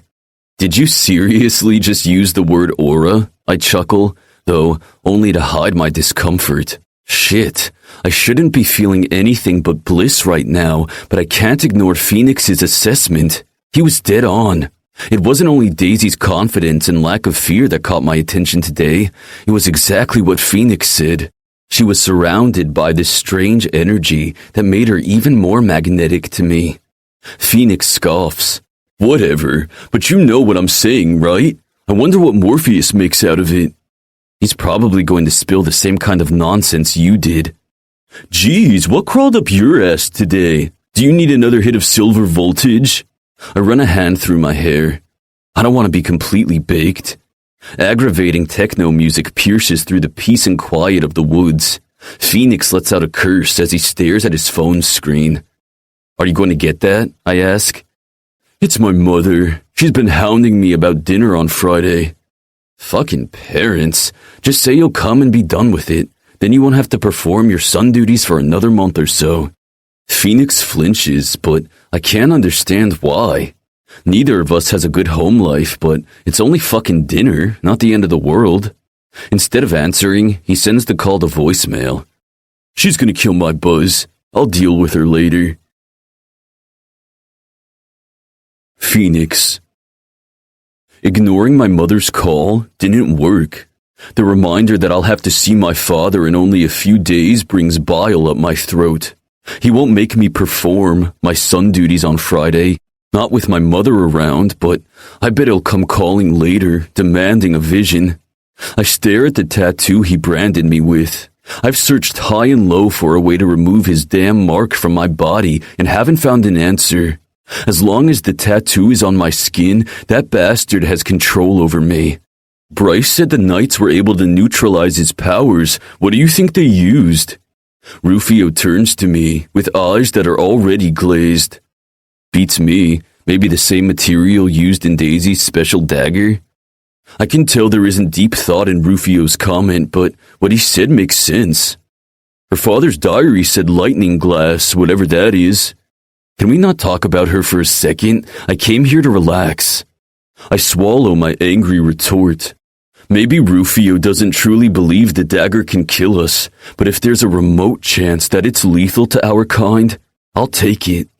I won't be able to strike my father myself, not while I have the tattoo, but maybe a Norm with a thirst for revenge can. 19.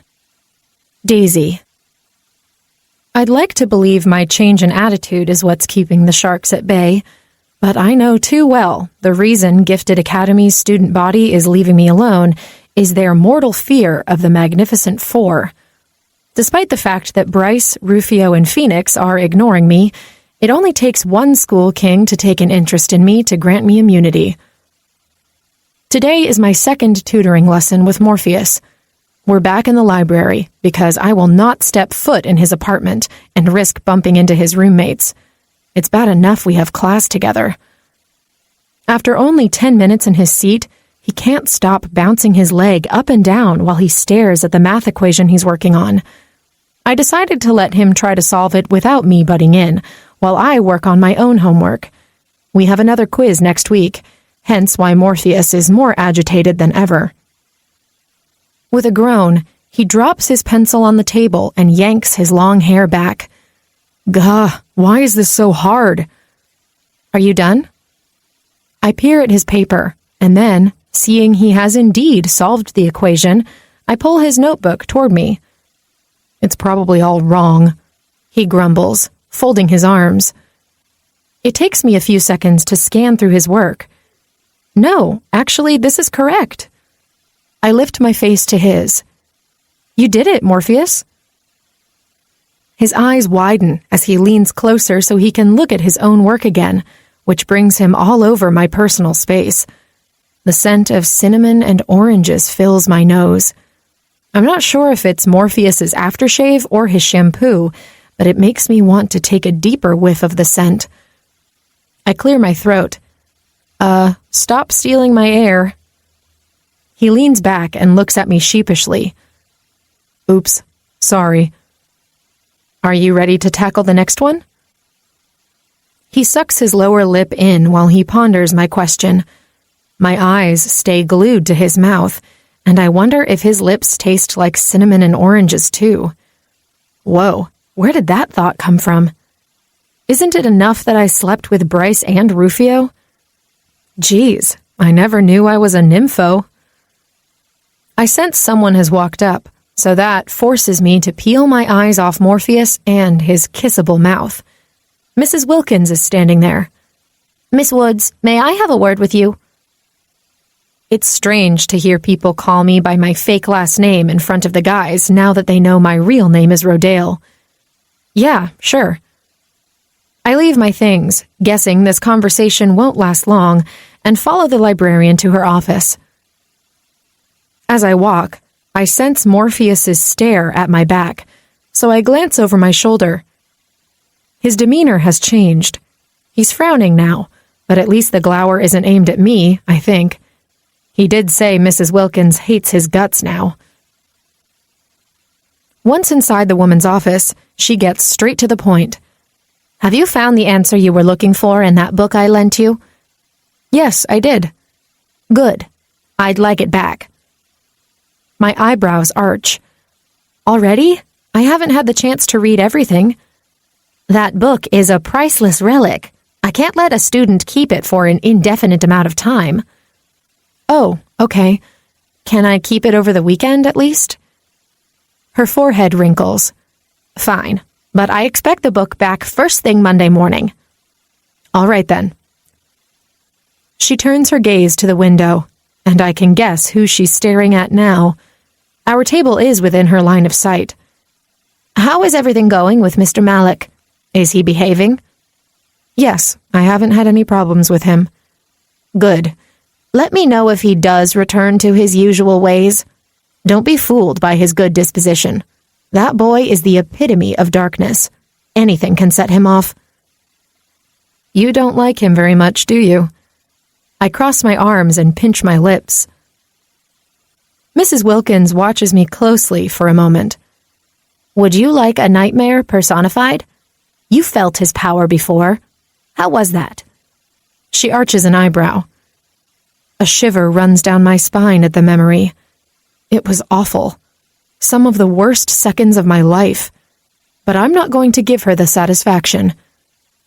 I'm not sure why I'm feeling all protective of Morpheus. He was horrible to me when I started here. But now I think I'm finally seeing the real him. The way our society is built, with idols, fringes, and norms all hating each other, turns us blind to the person behind the race. My father hated idols with a fervor. To him, it was black and white. Idols needed to go. It's no wonder Bryce automatically assumed I shared my father's sentiments. He doesn't know Dad always protected Rosie and me from the ugliness of the world. I didn't know what he was up to until his death. Not great, I reply.